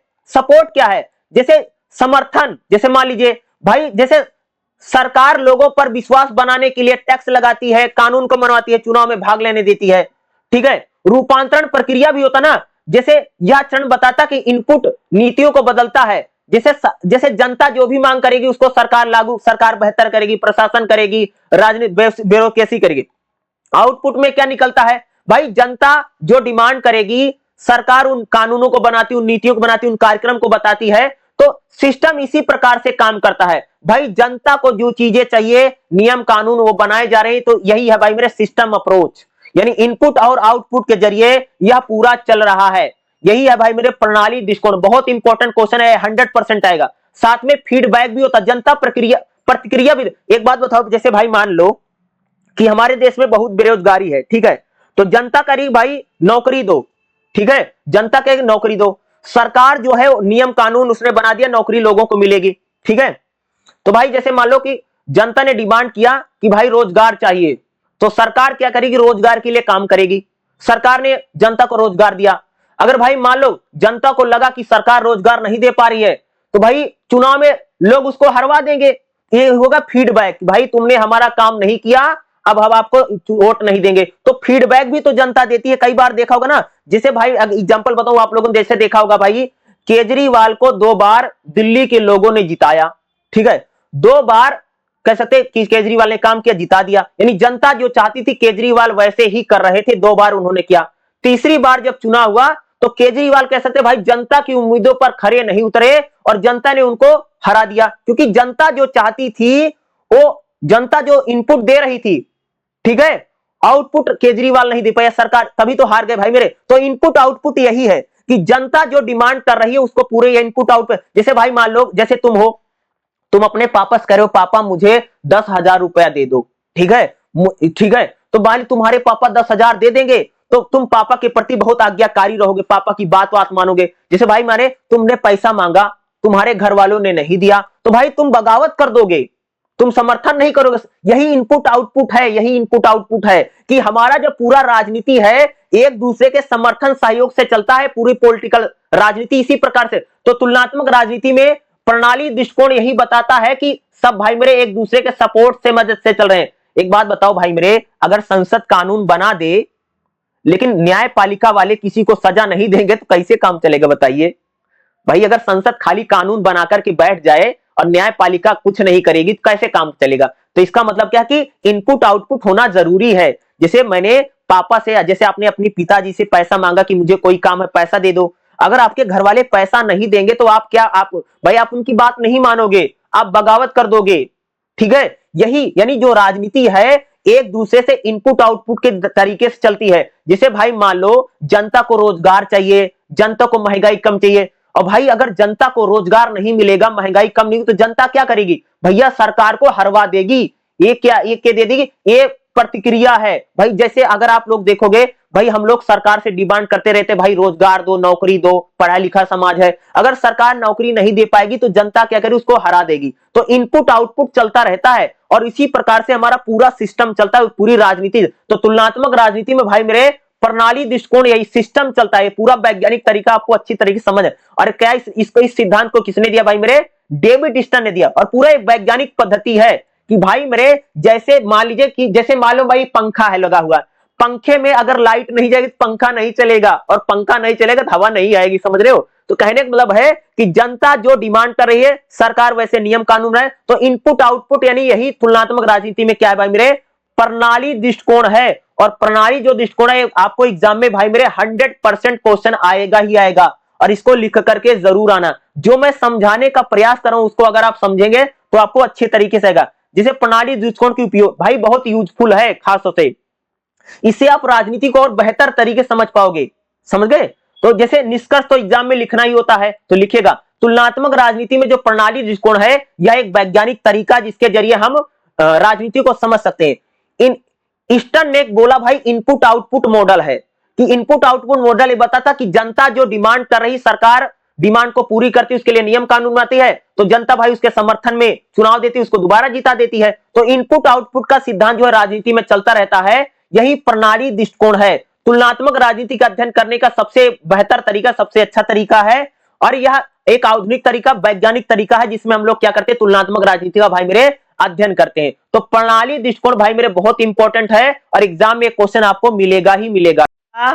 अगला जो हमारा चैप्टर क्वेश्चन रहेगा भाई मेरे, क्वेश्चन नंबर दूसरा क्या रहेगा, तुलनात्मक विधियां और तुलनात्मक राजनीति की प्रमुख विधियां बताओ। भाई तुलनात्मक, जिसे तुलनात्मक राजनीति में अगर हम देखेंगे भाई मेरे, तुलना कैसे करते हैं, कौन कौन से तरीके हैं जिनके जरिए हम क्या करेंगे भाई मेरे, तुलना करेंगे। यानी जब तुलना करते हैं, यानी जो कंपैरिजन करने, कंपैरिजन का कौन कौन सा तरीका है, तो तुलनात्मक विधियां क्या होती हैं भाई।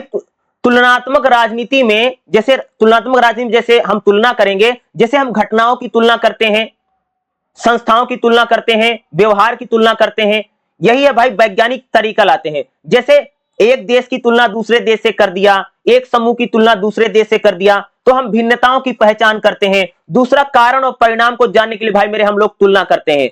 दूसरा, सिद्धांतों की जांच करते हैं, या राजनीति में जो नियम है, सिद्धांत है, उसकी भी तुलना करते हैं। जैसे अगर आप देखोगे, जैसे भाई मेरे उदारवाद का सिद्धांत है, उदारवाद का मार्क्सवाद के साथ तुलना कर दी, ठीक है, नारीवाद का रूढ़िवाद के साथ तुलना कर दी, तो तुलनात्मक राजनीति में हम इसकी भी तुलना करते हैं। अगर सरल शब्दों में बोलूं, तुलनात्मक विधि वह है जिसके द्वारा राजनीति में इकाइयों की हम लोग तुलना करते हैं, दो या दो से अधिक राजनीतिक इकाइयों की जो तुलना करते हैं, यही तुलनात्मक विधियां हैं। और भाई तुलना करने की कौन कौन सी प्रमुख विधियां हैं, याद रखिएगा क्योंकि एग्जाम में आएगा। तो भाई तुलना करने की कौन कौन सी विधि, यानी कौन कौन सा तरीका है, तो चार ऐसे तरीके हैं जिसके जरिए तुलना करते हैं। कौन कौन से, तो पहला भाई तुलनात्मक विधि क्या है, तुलनात्मक विधि कौन है, पहला भाई मेरे प्रयोगात्मक पद्धति, इसके जरिए तुलना करते, प्रयोग करके, प्रैक्टिकली प्रयोग करते भाई ना। दूसरा, केस स्टडी पद्धति, इसके जरिए भी तुलना करते हैं। और तीसरी भाई सांख्यिकी पद्धति, नंबर के जरिए तुलना करते, तुलना के तौर पे। तो तुलनात्मक विधि क्या देखेगा, तुलनात्मक विधि में क्या करते हैं, दो या दो से अधिक राजनीतिक प्रणालियों, संस्थाओं की तुलना की जाती है। जैसे भाई मान लीजिए तुलनात्मक विधि में हम लोग क्या करते हैं, जैसे तुलनात्मक विधियां तो यही ना, कि जैसे भारत की संविधान की तुलना अमेरिका के संविधान से कर दी, तो ये क्या है, यही तो तुलनात्मक विधि है, ठीक है। उससे क्या पता चलेगा भाई भारत के संविधान में क्या है और अमेरिका के संविधान में क्या है। किसी घटना की हम लोग तुलना करते हैं, जैसे घटनाएं भी होती ना, जैसे राजनीतिक घटनाओं की भी खास तौर से भाई मेरे हम तुलना करते हैं, तुलनाएं में किसी घटना की तुलना करते हैं, या एक प्रणाली का दूसरे प्रणाली के साथ तुलना करते हैं ना। जैसे भारत में चुनाव के तौर तरीके कैसे हैं और अमेरिका में चुनाव के तौर तरीके कैसे हैं, इसकी भी तो भाई मेरे हम लोग तुलना करते हैं। यही तुलनात्मक विधि करते ना, जो तुलना करते हैं। जैसे यह राजनीतिक विज्ञान की सबसे पुरानी शाखा है, और खास तौर से प्लेटो, अरस्तु, इन लोगों ने इसी प्रकार की तुलना की है। कैसी, इसको बोलते हैं तुलनात्मक विधि। भाई प्लेटो जो थे, जो अरस्तु थे, या अल्मांड है, इन लोगों ने कह सकते कौन सी विधि का प्रयोग किया है, तुलनात्मक विधि। ये लोग ज्यादा क्या करते थे, एक देश की सिस्टम का दूसरे देश के सिस्टम से तुलना कर देता था। जैसे भारत का संविधान का तुलना अमेरिका के संविधान से कर दिया, चीन के संविधान का तुलना जापान के संविधान से कर दिया। इस प्रकार से तुलना की विधि क्या, पहली विधि भाई मेरे तुलनात्मक विधि। ये सबसे पुराना तरीका है तुलना करने का, कि हम लोग इसमें क्या करते थे, समानता और असमानता देखते थे, भाई क्या चीज सेम है, क्या अलग है, क्या डिफरेंट है। इसमें हम घटनाओं की तुलना करते थे। तुलना करने का पहला तरीका क्या भाई, तुलनात्मक विधि। तो तुलनात्मक विधि में कैसे कैसे लोग करते थे, यह राजनीतिक विज्ञान में तुलना करने की सबसे पुराना तरीका है। जैसे अरस्तु हैं, या आलमंड है, मेंटेस्क्यू है, इन लोगों ने इस प्रकार की तुलना की है। जैसे बहुत समान देशों में और बहुत भिन्न देशों के मॉडल की भी तुलना करते थे ना।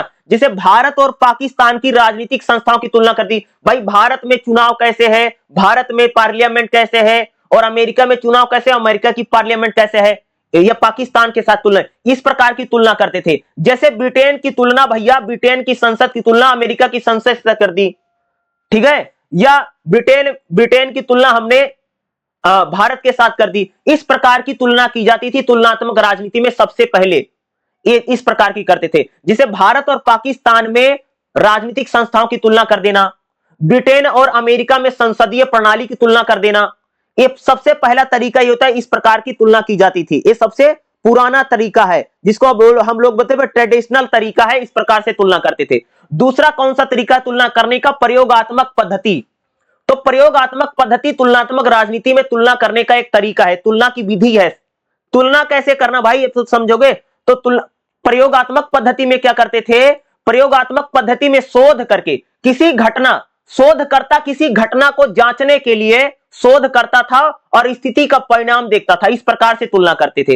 राजनीति में इसको बहुत सीमित प्रयोग होता था, क्योंकि मानव के व्यवहार, भाई मेरे देखो, प्रयोगात्मक जो पद्धति, जैसे प्रयोग करके हम जब तुलना करते हैं उसको बोलते हैं प्रयोगात्मक पद्धति। इसका यूज कम करते थे, क्योंकि भाई मेरे राजनीति समय समय से बदलती रहती है, मानव का व्यवहार समय समय पर बदलता रहता है, ठीक है। देशों पर लागू नहीं किया जा सकता कई बार प्रयोगात्मक पद्धति, नियंत्रण संभव नहीं। जैसे भाई अगर आप देखोगे, जैसे फिजिक्स है, बायोलॉजी है, जो प्रकृति विज्ञान है, और राजनीतिक विज्ञान पूरी तरह संभव नहीं है। तो प्रयोग, जैसे भाई हम लोग साइंस में तो प्रैक्टिकल करते हैं, प्रैक्टिकल करके समझ, लेकिन राजनीति जो प्रैक्टिकल नहीं है, तो प्रयोगात्मक पद्धति कह सकते, प्रयोग करके तुलना करते थे। जिसे भारत में लोगों का व्यवहार कैसा है, अमेरिका में लोगों का व्यवहार कैसा है, भारत की संसद कैसे है, अमेरिका की प्रैक्टिकली देखो भाई, प्रयोगात्मक जो पद्धति है ये तो फिजिक्स में, बायोलॉजी में चल सकती है, लेकिन पॉलिटिकल साइंस में उतना ज्यादा काम नहीं करती प्रयोगात्मक पद्धति, क्योंकि इसमें आपको रिसर्च करनी है, प्रयोग करना, प्रैक्टिकल करना। तो प्रैक्टिकल कैसे करोगे भाई मेरे राजनीति में, बताओ। तो ये बहुत तरीका बहुत सीमित था, प्रयोगात्मक पद्धति का तरीका कम यूज होता था। और इसमें क्या करते थे, किसी घटना को हम जांचते हैं, जैसे भारत में कोई घटना घटी, उस घटना का हम भाई किसी दूसरे देश की घटना के साथ कंपैरिजन कर रहे हैं, यही प्रयोगात्मक पद्धति है। जिसे भारत और पाकिस्तान में आप लोगों ने देखा होगा भाई मेरे कि एक संघर्ष हुआ, ठीक है, ऑपरेशन सिंदूरा। उसी प्रकार से अगर आप लोग देखोगे तो खास तौर से भाई मेरे कि रूस और कह सकते हो कि रसिया के साथ यूक्रेन का युद्ध चल रहा है। तो इस प्रकार की तुलना तो इसमें की जा सकती, प्रयोग करके, प्रैक्टिकल करके तुलना कर सकते हैं, लेकिन ये बहुत ज्यादा संभव नहीं है। जैसे इसमें प्रयोगात्मक पद्धति में कैसे करते हैं कि मतदाता के व्यवहार की तुलना करते हैं। जैसे भारत में भाई मेरे 60% आदमी वोट डालता है, वहीं अमेरिका में जाओगे 95% लोग वोट डाल देते हैं। भाई अमेरिका के लोग ज्यादा पढ़े लिखे हैं, तो प्रयोग, यही प्रयोगात्मक पद्धति है। इसमें हम चुनाव प्रचार की भी बात करेंगे। जैसे भारत में देखोगे भाई चुनाव के समय खूब प्रचार होता है, खूब नेता होता है, रैली वैली करता है, लेकिन भाई हो सकता है पाकिस्तान में उतनी जैसे चीन की बात करते हैं, भाई देखो चीन में जब चुनाव होता, जैसे हमारे यहाँ पर खूब प्रचार होता, वहां वैसे प्रचार नहीं होता है। भारत में देखो चुनाव में कितना प्रचार। तो प्रयोगात्मक पद्धति में क्या करते हैं, जैसे मतदाता के व्यवहार को जानते हैं, चुनाव में प्रचार कैसे होता है, इसका प्रयोग करके हम तुलना करते हैं, ठीक है। सर्वे करके, सर्वेक्षण करके भी इसमें तुलना की जाती है। प्रयोगात्मक पद्धति जो है राजनीति में बहुत दुर्लभ है, बहुत मुश्किल है, लेकिन थोड़ी बहुत मदद कर सकती प्रयोगात्मक पद्धति अगर हम राजनीति में तुलना करते हैं। तो प्रयोगात्मक पद्धति तुलना करने के लिए। भाई अगला केस स्टडी पद्धति। केस स्टडी पद्धति अभी तुलनात्मक राजनीति में, इसमें हम तुलना करते हैं। जैसे इस पद्धति में किसी एक देश की किसी घटना का या किसी संस्था का राजनीतिक नेता का विस्तृत अध्ययन करते हैं। जिसे भाई मान लो भारत में कोई घटना घटी हो, जैसे भारत आजाद कैसे हुआ और अमेरिका कैसे आजाद हुआ, इसकी हम लोग तुलना कर सकते हैं, केस स्टडी कर सकते हैं। इसमें हम लोग क्या करते हैं, राजनीतिक घटनाओं की अध्ययन करते हैं, यही है केस स्टडी, समझ गए। जिसे भाई भारत में जो पहला चुनाव हुआ और अमेरिका में जो पहला चुनाव हुआ, इसके आधार पर जब हम तुलना करते हैं, इसको बोलते हैं केस स्टडी। जो पहले घटनाएं घट चुकी हैं, उन घटनाओं के आधार पर दूसरे देश में जो घटना घटी उसकी तुलना करते हैं, यही केस स्टडी पद्धति है। केस स्टडी में पता क्या करते हैं, केस स्टडी जो पद्धति तुलना करने की बहुत गहन, बहुत डीप तरीके से इसकी तुलना करते हैं, बहुत डीप में होती है, गहरी जानकारी। जिसे आप राजनीति में बहुत गहरी जानकारी प्राप्त करना चाहते हैं, तो केस स्टडी पद्धति के जरिए हम तुलना करते हैं। इसमें किसी राजनीतिक घटना को समझने के लिए भाई किसी भी राजनीतिक घटना को अगर आपको समझना है, तो केस स्टडी पद्धति एक ऐसी पद्धति जिसमें हम तुलना करते हैं। इसमें गुणात्मक तरीके से करते हैं, कम नमूने होने के बावजूद भी गहरी जानकारी दे सकती है। जैसे अगर बताऊं भाई मेरे, अगर आप देखोगे खास तौर से जैसे हमें तुलना करनी है, ठीक है भाई, भारत में 1975 में इंदिरा गांधी ने इमरजेंसी लगाई, आपातकाल लगाया, इसकी हम केस स्टडी कर सकते हैं। अमेरिका में भाई मेरे राष्ट्रपति प्रणाली कैसे है, इसका केस स्टडी कर सकते हैं। भारत का जो लोकतंत्र है उसका अध्ययन कर रहे हैं, इसकी हम केस स्टडी, इस प्रकार से भी हम तुलना कर सकते हैं, समझ गए।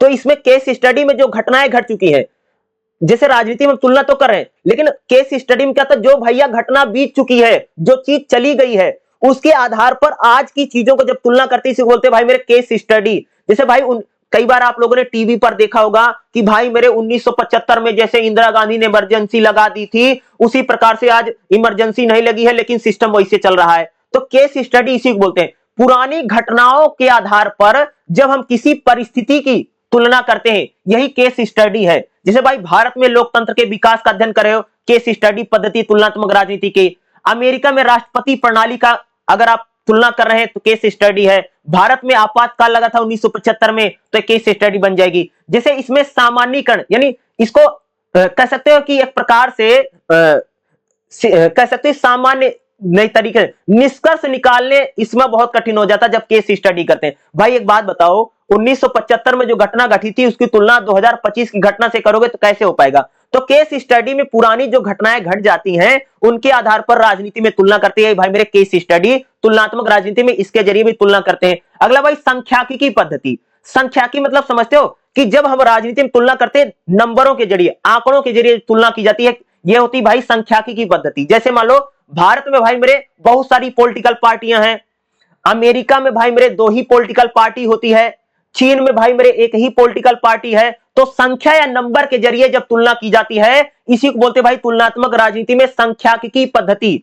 यानी तुलनात्मक राजनीति में जब हम लोग सांख्यिकी, ठीक है, संख्या के आधार पर जब तुलना करते हैं, भारत में बहुत सारे राजनीतिक दल है, चीन में 1 राजनीतिक दल चुनाव लड़ता है, और अमेरिका और ब्रिटेन में कह सकते हैं 2 राजनीतिक दल चुनाव लड़ते हैं। इस आधार पर जब तुलना करते हैं, सांख्यिकी पद्धति में राजनीति में हम लोग डाटा के आधार पर, यानी कह सकते हैं आंकड़ों के आधार पर, नंबर के आधार पर जब तुलना करते हैं, यही सांख्यिकी पद्धति। बड़ी मामलों को संख्या में जब हम, जैसे बड़े संख्या में मामलों की अध्ययन करते हैं तो सांख्यिकी पद्धति है। चुनाव परिणाम का, भाई मान लो भारत में चुनाव परिणाम कैसे आ रहा है, अमेरिका में, संख्या के आधार पर जब तुलना करते हैं, आर्थिक डाटा के आधार पर तुलना करते हैं, इसके जो जब हम आंकड़ों के आधार पर राजनीति में तुलना करते हैं तो वही होते हैं भाई मेरे सांख्यिकी पद्धति। जैसे लोकतंत्र और आर्थिक विकास की तुलना करते हैं भाई, जिसे अगर आप देखोगे भाई भारत की जीडीपी जो है 2000 में, सन 2000 में कैसी थी और 2025 में कैसे है, अगर आप इसकी तुलना कर रहे हैं तो कैसी तुलना है, इस सांख्यिकी यानी नंबर के आधार पर, नंबरिंग के आधार पर, संख्या के आधार पर जब हम तुलना करते हैं, यही होती भाई मेरे सांख्यिकी पद्धति। यह तुलनात्मक राजनीति की बहुत अच्छी विधि है। जिसे वोटिंग बिहेवियर को तुलना करें, जैसे वोटिंग व्यवहार को, भारत में लोगों का वोट डालने का व्यवहार क्या है, इसके नंबर के जरिए तुलना करते सांख्यिकी पद्धति है। जिसे सामाजिक विकास की तुलना राजनीतिक स्थिरता से करते हैं। भाई जैसे जैसे समाज डेवलपमेंट होगा, जैसे जैसे समाज तरक्की करेगा, पढ़ेगा लिखेगा, राजनीति उतनी बेहतर होती चली जाएगी। इसकी जब हम तुलना करते हैं तो क्या है, सांख्यिकी पद्धति। यानी जब राजनीति में आंकड़ों के आधार पर, नंबर के आधार पर या संख्या के आधार पर जब तुलना की जाती है, यही सांख्यिकी पद्धति होती है। डाटा बेस के आधार पर जब तुलना करते हैं तो सांख्यिकी पद्धति है। लेकिन इसमें कई दिक्कत आती, कई बार डाटा ना भी होगा तब कैसे तुलना करोगे, तो कई बार डाटा गलत है या डाटा आपके पास है नहीं, आंकड़े गलत हैं, तब कई बार तुलना गलत भी हो सकती है। तो तुलनात्मक पद्धतियां 3 पद्धति है जो आपके एग्जाम में खास तौर से भाई मेरे पूछी जाएगी। तो पहला एग्जाम में सांख्यिकी पद्धति तुलनात्मक राजनीति में क्या है, तुलनात्मक राजनीति। दूसरी पद्धति भाई केस स्टडी, यानी जो घटना घट चुकी है उस घटना के आधार पर तुलना करते हैं, ठीक है। तीसरी प्रयोगात्मक पद्धति, प्रयोग करके, प्रैक्टिकल करके, जैसे साइंस में प्रैक्टिकल करते हैं उसी प्रकार से पॉलिटिकल साइंस में प्रैक्टिकल करके भी हम लोग तुलना करते हैं। लेकिन ये बहुत ज्यादा सटीक नहीं है, क्योंकि भाई पॉलिटिकल साइंस जो है वो साइंस जैसा सब्जेक्ट नहीं है कि लैब में जाकर के और शोध कर लोगे, प्रैक्टिकल कर लोगे। तो प्रयोगात्मक यानी प्रयोग करके तुलना करते हैं। और पहली जो पद्धति तुलना करने की भाई, तुलनात्मक विधि क्या है, तुलनात्मक विधि भाई मेरे सबसे पुरानी पद्धति है, जिसको प्लेटो, अरस्तु जो लोग करते थे, एक देश के सिस्टम का दूसरे देश के सिस्टम की तुलना कर देते थे। ये तुलना करने का सबसे पुराना तरीका था। तो तुलनात्मक राजनीति में कौन कौन सी पद्धतियां हैं भाई मेरे, पहला तुलनात्मक विधि है, दूसरा प्रयोगात्मक पद्धति है, तीसरा केस स्टडी पद्धति है, और चौथा है क्या, सांख्यिकी, यानी नंबर के जरिए तुलना करते हैं, नंबर आंकड़े। जैसे भारत में चुनाव में कितने लोगों ने वोट दिया, अमेरिका में चुनाव में लोगों ने कितना वोट दिया, इसकी तुलना कर रहे हो सांख्यिकी पद्धति, नंबर के आधार पर करो भाई मेरे ना। तो सांख्यिकी पद्धति में जब तुलना करते हैं नंबर के जरिए करते हैं। और भाई मेरे तुलनात्मक राजनीति की विधियां बताइए, और तुलनात्मक राजनीति क्या होती है उसकी विधियों को बताइए। आपको एग्जाम में क्वेश्चन 100% आपको देखने को मिलेगा ही मिलेगा। तो जो जो मैं कर रहा हूं इसको करके जाना ही जाना, कुछ भी छोड़ना नहीं है। अगला जो हमारा क्वेश्चन करेगा भाई मेरे, तुलनात्मक राजनीति का संस्थागत दृष्टिकोण बताओ। संस्था मतलब समझते हो, इंस्टीट्यूशन। संस्थाएं मतलब समझते हो, जो इंस्टीट्यूशन होते हैं। जैसे भाई मेरे यानी तुलनात्मक राजनीति में संस्थागत दृष्टिकोण बताइए। संस्था मतलब समझते हो, जैसे संस्था कौन कौन सी, जैसे संविधान है, न्यायपालिका है, विधायिका है, कार्यपालिका है, राजनीतिक दल है, चुनाव आयोग है, इसी को बोलते हैं भाई मेरे संस्थाएं। संस्था यही होती है, इंस्टीट्यूशन अंग्रेजी में बोलते हैं। इनकी तुलनात्मक राजनीति का संस्थागत दृष्टिकोण बताइए। एक क्वेश्चन आपको एग्जाम में देखने को मिल सकता है। तो देखिएगा, सबसे पहले भाई मेरे हम लोग लिखते हैं क्वेश्चन की भूमिका, इसको बोलते हैं भाई मेरे प्रस्तावना भूमिका। देखो, तुलनात्मक राजनीति में संस्थागत जो दृष्टिकोण है वह तरीका है जिसमें राजनीतिक संस्थाओं की तुलना करते हैं। राजनीतिक यानी वह तरीका जिसमें राजनीतिक संस्थाओं का तुलनात्मक अध्ययन किया जाता है, वही संस्थागत दृष्टिकोण है। संस्थागत दृष्टिकोण बताता है कि तुलनात्मक राजनीति जब संस्थाओं की तुलना करते थे, यानी इंस्टीट्यूशनल का जब तुलना करते हैं, जैसे संविधान की तुलना करते हैं, संस्थागत दृष्टिकोण है। विधायिका मतलब समझते हो, विधायिका क्या होती है? विधायिका मतलब हो सकता है जैसे संसद, उसको विधायिका बोलते हैं। कार्यपालिका, प्रधानमंत्री की जो कैबिनेट उसको बोलते हैं। जैसे हम कार्यपालिका का तुलना कर रहे हैं, विधायिका की तुलना कर रहे हैं, संविधान की तुलना कर रहे हैं, न्यायपालिका कोर्ट जो होती है उसकी तुलना करते हैं, दल प्रणाली, जैसे भारत में अलग अलग दल हैं, चुनाव आयोग का, इनका जब तुलनात्मक अध्ययन करते हैं, यही संस्थागत दृष्टिकोण है। यह दृष्टिकोण आधुनिक राजनीति का सबसे प्राचीन और परंपरागत तरीका है। भाई संस्थाओं की तुलना जो सबसे पुराना तरीका, जब संस्थाओं की तुलना की जाती थी, जैसे कार्यपालिका की तुलना न्याय कार्यपालिका की तुलना करते थे पुराने। संस्थागत दृष्टिकोण का क्या अर्थ है? संस्थागत दृष्टिकोण का मतलब क्या, देखो, राजनीति में औपचारिक संस्थाओं को तुलना करके समझना। जैसे संविधान की तुलना करते भाई, राजनीतिक प्रक्रिया को समझने के लिए हमें क्या करना पड़ेगा, राजनीति में जो जो संस्थाएं हैं, जैसे हम लोग संविधान की तुलना करते हैं, सरकार की रचना की तुलना यानी गवर्नमेंट कैसी उसकी तुलना करते हैं, हम लोग विधायिका की तुलना करते हैं, या विधायक यानी संसद कह लीजिए, हम लोग कार्यपालिका की तुलना करते हैं, न्यायपालिका की तुलना करते हैं, राजनीतिक दलों की तुलना करते हैं, ब्यूरोक्रेसी यानी भाई जो ब्यूरोक्रेसी मतलब कह सकते हो कि जो अधिकारी है उसका भी तुलना करते हैं, चुनाव आयोग की तुलना करते हैं, इलेक्शन सिस्टम कैसे है, जब हम लोग इसकी तुलना करते हैं, यही है भाई मेरे तुलनात्मक राजनीति का संस्थागत दृष्टिकोण। यानी राजनीति में जब हम अलग अलग संस्थाओं की तुलना करते हैं, जैसे संविधान की तुलना कर दिया, सरकार की तुलना कर दिया, विधायिका, कार्यपालिका, न्यायपालिका, राजनीतिक दल, ब्यूरोक्रेसी या निर्वाचन यानी इलेक्शन सिस्टम की तुलना करते हैं, यही है भाई तुलनात्मक राजनीति का संस्थागत दृष्टिकोण। यानी संस्था मतलब समझते हो, जिसके ऐसी संस्थाएं जिसके जरिए देश चलता है, जिसके जरिए सत्ता चलती हुई संस्थाएं होती है ना। तो भाई देश किसके जरिए, संविधान से चलता, सरकार से चलता है, कार्यपालिका, न्यायपालिका, विधायिका। जब हम लोग इनका अध्ययन करते हैं तो तुलनात्मक राजनीति का संस्थागत दृष्टिकोण यही है। ठीक है, संस्थागत दृष्टिकोण की क्या खासियत है? तो जो संस्थागत दृष्टिकोण है क्या बताता है, संस्थाएं लिखित संस्थाएं होती, जैसे संविधान की तुलना करते, कानून की, इस आधार पर तुलना कर देते हैं। तो संस्थाओं की जब तुलना करते हैं, औपचारिक संस्थाएं होती भाई, जैसे संविधान की तुलना करते हैं, संविधान में जो कानून है उसकी तुलना करते हैं, उसके रचनाओं की तुलना करते हैं, वर्णात्मक तुलना करते भाई मेरे संस्थागत दृष्टिकोण में, जैसे ब्रिटेन की संसद प्रणाली की तुलना करते हैं, अमेरिका के राष्ट्रपति प्रणाली की तुलना करते हैं, फ्रांस में राष्ट्रपति की तुलना करते हैं। तो इस प्रकार की जब हम तुलना करते हैं तो वर्णात्मक है, वर्णन कर सकते, एक्सप्लेन कर यानी कह सकते बहुत एक यानी डिस्क्रिप्टिव मेथड है संस्थाओं की तुलना करना। जब हम संस्था की तुलना करते हैं, जैसे ब्रिटेन की संसद की तुलना अमेरिका की संसद से कर दी, भारत के प्रधानमंत्री की तुलना हमने कह सकते हो कि भाई मेरे पाकिस्तान के प्रधानमंत्री से कर दी। यह संस्थागत दृष्टिकोण है, संस्थाओं की तुलना हो रही है। कानूनी दृष्टिकोण भी, कानून भी तुलना करते हैं, संस्थाओं के नियम कानून को भी तुलना की जाती है। जैसे भाई भारत में जो न्यायपालिका है यानी भारत में जो कोर्ट है और भारत की न्यायपालिका का जब मैं अमेरिका की न्यायपालिका से तुलना कर रहा हूं, ये संस्थागत दृष्टिकोण, तो इसमें हम भारत की जो भाई बड़े न्यायपालिका उसमें कैसे नियम कानून है, अमेरिका की न्यायपालिका में कैसे नियम कानून है, इसकी जब तुलना करते तो यही क्या होते भाई, संस्थाओं की तुलना हो रही है ना, संस्थागत दृष्टिकोण यही है। दूसरा ऐतिहासिक दृष्टिकोण है, जब संस्थाओं की तुलना करते तो हम संस्थाओं को जानते हैं, संस्थाओं के विकास को जानते हैं, संस्थाओं में क्या क्या परिवर्तन हो रहा है, ये तुलना करते हैं।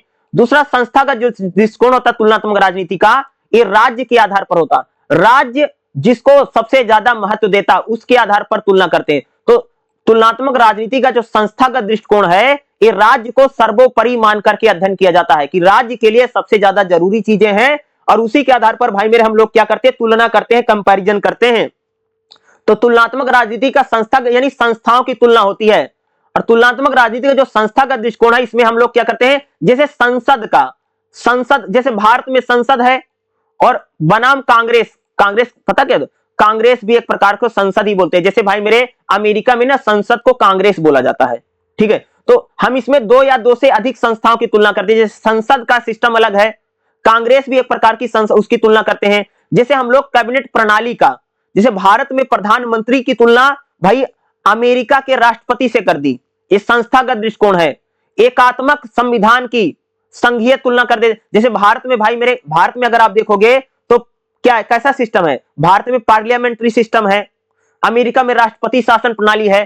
तो इसकी इस प्रकार से जब हम तुलना करते हैं, यही है भाई मेरे संस्थागत दृष्टिकोण, संस्थाओं की तुलना और इंस्टीट्यूशन की तुलना करते हैं।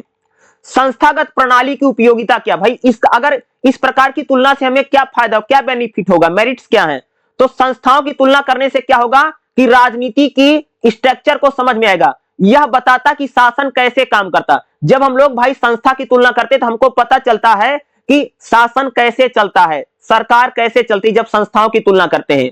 यह राजनीतिक प्रणाली को संतुलित बनाता है, जैसे ब्रिटेन, अमेरिका, फ्रांस, भारत, अगर इन संस्थाओं की तुलना करते तो हमें पता चलता है कि भाई मेरे किसमें क्या सिमिलर है, क्या सिमिलर नहीं है, पता चलता है। संस्थाएं हमको बताती हैं, संस्थाएं अस्थायी होती हैं, और इसलिए तुलना करना बहुत आसान है। देखो भाई संस्था जो होती है ना, जैसे भारत का संविधान और अमेरिका का संविधान जल्दी बदलेगा नहीं, संविधान कार्यपालिका न्याय, इससे तुलना जब करते तो इससे विश्वसनीयता है, लोग संस्थाओं पर ज्यादा विश्वास करते, जब इसकी तुलना करेंगे तो हम ज्यादा चीजें समझ पाएंगे। जिसे विभिन्न शासन प्रणालियों की तुलना करते हैं, जैसे भाई संसदीय शासन प्रणाली का राष्ट्रपति शासन प्रणाली से तुलना करके हम समझ सकते हैं भाई मेरे कि संसदीय शासन प्रणाली अच्छी होती है या राष्ट्रपति शासन प्रणाली अच्छी होती है।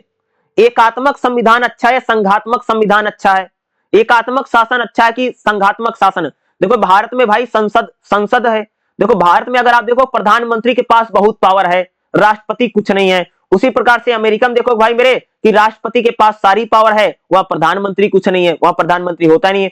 तो इस प्रकार से जब हम तुलना करते तो हम बेहतर संस्थाओं को समझ सकते कि संस्था कैसे काम करती है, कौन सा इंस्टीट्यूशन बढ़िया है। यह भी भाई मेरे तुलनात्मक राजनीति का संस्थागत दृष्टिकोण। संस्थागत दृष्टिकोण की सीमाएं क्या है, व्यवहार को नजरअंदाज, देखो संस्थागत दृष्टिकोण में सिर्फ हम संस्थाओं की तुलना करते हैं, इसमें हम राजनीतिक व्यवहार, जनता और कल्चर वल्चर को नहीं देखते हैं। संस्थागत जो दृष्टिकोण होता है इसमें औपचारिकता बहुत ज्यादा होती है, यह वास्तविक चीजों की तुलना नहीं करता है, एक प्रकार की संस्थाओं की तुलना करता है। विकासशील देशों पर यह लागू नहीं है, कई सारे देशों में भैया जो संस्थाएं होती नाम मात्र की होती हैं। देखो भाई मेरे कई सारे देशों में जो संस्थाएं होती है ना मुखौटा होती हैं, तो जिस देश में संस्था इंस्टीट्यूशन ही नहीं अच्छे हैं तो उसकी तुलना कैसे करोगे, ठीक है। कई सारे देशों में जो संविधान, जो संस्थाएं हैं वो नहीं होती है तो उसकी तुलना कैसे करोगे। तो संस्थागत दृष्टिकोण ये बताता कि जब हम संस्थाओं की तुलना करते हैं, जैसे कार्यपालिका, न्यायपालिका, विधायिका, इस प्रकार से जब तुलना करते हैं, यही तो है भाई मेरे तुलनात्मक राजनीति का संस्थागत दृष्टिकोण। समझ रहे हैं, ये भाई मेरे आपको एग्जाम में 100% क्वेश्चन आएगा। 9 संस्थागत विशेषताएं क्या है, जैसे केवल औपचारिक संस्थाएं नहीं बल्कि मान्यता, मूल्य, इसको भी हम तुलना करते हैं। संस्थागत ढांचे कैसे व्यवहार करते हैं इसका अध्ययन करते हैं। सार्वजनिक नीतियां, शासन प्रणाली। तो संस्थागत दृष्टिकोण हमको ये बताता कि जब हम संस्थाओं की तुलना करते हैं, समझ गए, जैसे भारत की कार्यपालिका की, पाकिस्तान की कार्यपालिका, ये तुलनात्मक राजनीति का संस्थागत दृष्टिकोण। संस्था इंस्टीट्यूशन की तुलना हो रही भाई मेरे, समझ गए, ये भी भाई मेरे तुलनात्मक राजनीति का संस्थागत दृष्टिकोण यही है, ठीक है। चलिए अगला क्वेश्चन बताता हूं, ठीक है। अगला जो हमारा क्वेश्चन रहेगा भाई मेरे क्या रहेगा, पूंजीवाद और उदार लोकतंत्र की हम लोग बात करेंगे और इसके अर्थ, स्वरूप और संबंधों के बारे में बात करें। भाई पूंजीवाद क्या है, पूंजीवाद और आर्थिक विकास क्या है? तो पूंजीवाद एक प्रकार से कहते हैं जहां पर भाई कैपिटल की बात होती, वही पूंजीवाद है। पूंजीवाद किसको बोलते भाई? पूंजीवाद एक आर्थिक प्रणाली है। पूंजीवाद किसको बोलते हैं? जहां पर जमीन, उद्योग, जैसे मान लो प्राइवेट, जैसे अगर आप देखोगे ना, जैसे भाई मेरे जहां पर जमीन, हर चीज प्राइवेट हो रही है, प्राइवेट स्कूल हैं, प्राइवेट कॉलेज हैं, प्राइवेट अस्पताल हैं, ठीक है, हर यानी जो संपत्तियां हैं वो सरकार के कंट्रोल में नहीं है बल्कि निजी हैं, वही होता भाई मेरे पूंजीवाद। पूंजीवाद का मतलब ये आप समझ लिए, पूंजीवाद एक ऐसा तरीका है कि सरकार अपने पास चीजें कम से कम रखती, सरकारी नियंत्रण का कम होना और प्राइवेट हाथों में चीजों का ज्यादा होना, यह है भाई पूंजीवाद। तो पूंजीवाद क्या है? बाजार की शक्ति की बात पूंजीवाद करता है कि भाई बाजार जो है उसी की बात होगी, जहां कंपटीशन है, जहां पर प्रतियोगिता है, जहां पर मुनाफा कमाना ही सबसे बड़ा उद्देश्य है, यही भाई मेरे पूंजीवाद। पूंजीवाद यानी कैपिटलिज्म की बात करता है, ठीक है। जैसे मान लो जमीन, उद्योग, पूंजी, पैसा, ये सब प्राइवेट हाथों में है, यही पूंजीवाद है। और पूंजीवाद कह सकते हैं प्राइवेट को बहुत ज्यादा बढ़ावा देता पूंजीवाद। भाई प्राइवेट स्कूल को बढ़ावा देगा, प्राइवेट कॉलेज को बढ़ावा देगा, ठीक है, प्राइवेट कह सकते हो कि बसें चलेंगी, हर चीज ज्यादा से ज्यादा प्राइवेट हो जाए, यानी जो हर एक चीज है वो पब्लिक ज्यादा प्राइवेट हो जाएगा, निजी स्वामित्व की चीजें, प्राइवेट सेक्टर ज्यादा बढ़ रहा है, यही है भाई मेरे पूंजीवाद। पूंजीवाद की खासियत क्या है? पूंजीवाद भाई मेरे निजी संपत्ति के अधिकार देता है कि पब्लिक को ज्यादा से ज्यादा अपने पास संपत्ति रखने का राइट मिल जाएगा। पूंजीवाद भैया मुक्त बाजार की बात करता है, फ्री मार्केट, कोई व्यक्ति भी आकर के मार्केट में कोई भी सामान बेच ले, कितना भी मुनाफा कमा ले, यही पूंजीवाद है। पूंजीवाद हमेशा भाई लाभ की बात करता है, ठीक है। जैसे मैं एक कंपनी का मालिक हूं तो मुझे पूरी छूट है कि मैं कुछ भी प्रोडक्ट बना के कितना ही पैसा कमा लूं, और ये पूंजीवाद है। पूंजीवाद स्पर्धा की बात करता है, सीमित, देखो पूंजीवाद कहता है भाई सरकार का जो कंट्रोल है वो कम से कम होना चाहिए, जैसे यानी पूंजीवाद कह सकते हैं सरकारी नियंत्रण का नहीं चाहता है, यानी पूंजीवाद कहता है कि भाई सरकार का कंट्रोल बहुत सीमित होना चाहिए, सरकार केवल देख रेख करे, बाकी काम हम लोग सारा कर लेंगे। यानी पूंजीवाद कहता है कि व्यक्ति जो है वो बुद्धिमान है, वो पढ़ा लिखा है, वो अपना काम स्वयं कर लेगा, सरकार केवल देश की सुरक्षा करे और हमारी सेफ्टी करे, व्यक्ति अपना विकास स्वयं कर लेगा, यही पूंजीवाद है। यानी व्यक्ति को स्वतंत्र छोड़ दो, व्यक्ति को खुला छोड़ दो, वो अपना विकास स्वयं कर लेगा, वो अपना कंट्रोल सब कुछ कर लेगा, सरकार को कुछ भी करने की आवश्यकता नहीं है, यही पूंजीवाद है। पूंजीवाद जो कह सकते हैं प्राइवेट सेक्टर को बढ़ावा दे रहा है, प्राइवेट चीजों को बढ़ा रहा है, ठीक है, जो जहां पर बाजार ही ज्यादा हावी हो रहा है, वही पूंजीवाद है। उदार लोकतंत्र क्या है? ठीक है, इसको बोलते हैं लिबरल क्या है? उदारवाद एक ऐसी प्रणाली है जिसमें नागरिकों को अधिक स्वतंत्रता मिले। जैसे अगर आप देखोगे भाई अमेरिका में क्या उदार लोकतंत्र है, यानी उदार लोकतंत्र मतलब समझते हो, जिस देश में नागरिकों को ज्यादा स्वतंत्रता है, नागरिक के पास ज्यादा पावर है, यानी नागरिक के पास ज्यादा शक्ति है, सरकार के पास कम शक्ति है, यही उदार लोकतंत्र है। उदार लोकतंत्र जो होता भाई जनता के प्रति उत्तरदायी है, यानी जनता को ज्यादा शक्ति देता है, जनता के प्रति उत्तरदायी होती है सरकार होती है, यही उदार लोकतंत्र है। यानी उदार लोकतंत्र उसको बोलते भाई मेरे जहां पर व्यक्ति को अधिकार ज्यादा है, जहां पर व्यक्ति को स्वतंत्रता ज्यादा है, यानी व्यक्तियों पर कम से कम नियम कानून लागू होते हैं, यानी जो सरकार है बहुत ज्यादा इंटरफेयर मामलों में नहीं करती है, ये भाई मेरे उदार लोकतंत्र है।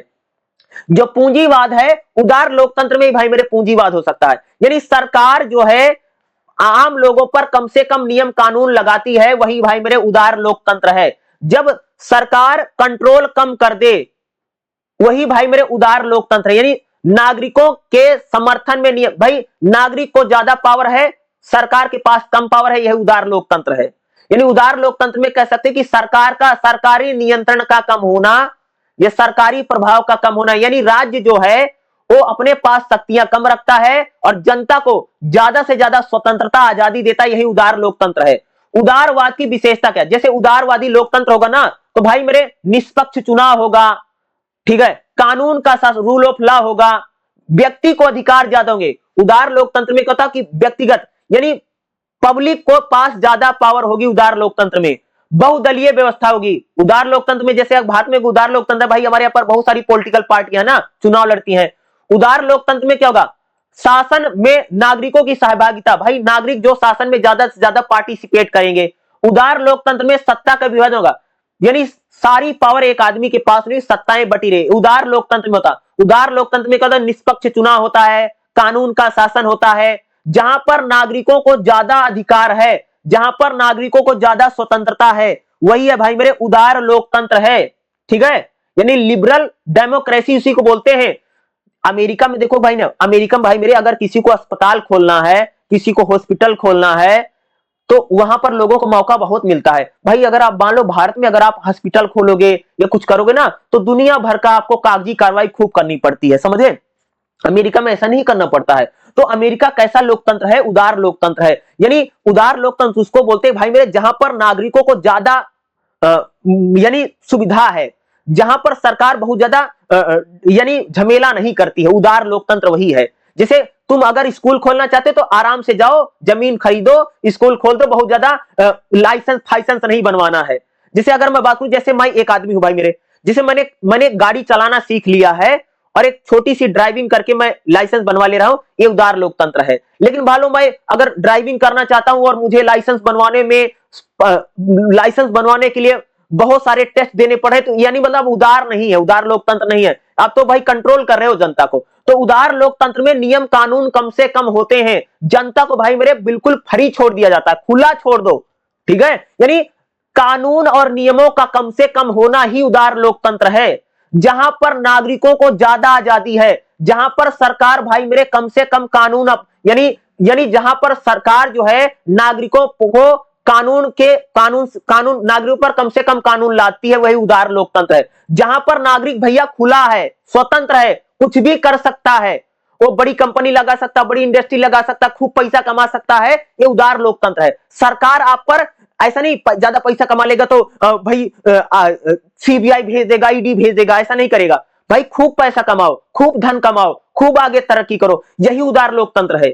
ठीक है, ऐसा नहीं होगा। कई बार जैसे हमारे अपने यहां देखते नहीं हो कि भाई अगर पता चल गया कि फलाने ने बहुत पैसा कमा लिया है, तो तुरंत उसके यहाँ सीबीआई गई, ईडी आ गई। इसका मतलब हमारा देश में उदार लोकतंत्र नहीं है, क्योंकि यहां पर नागरिक बहुत ज्यादा खुला नहीं है।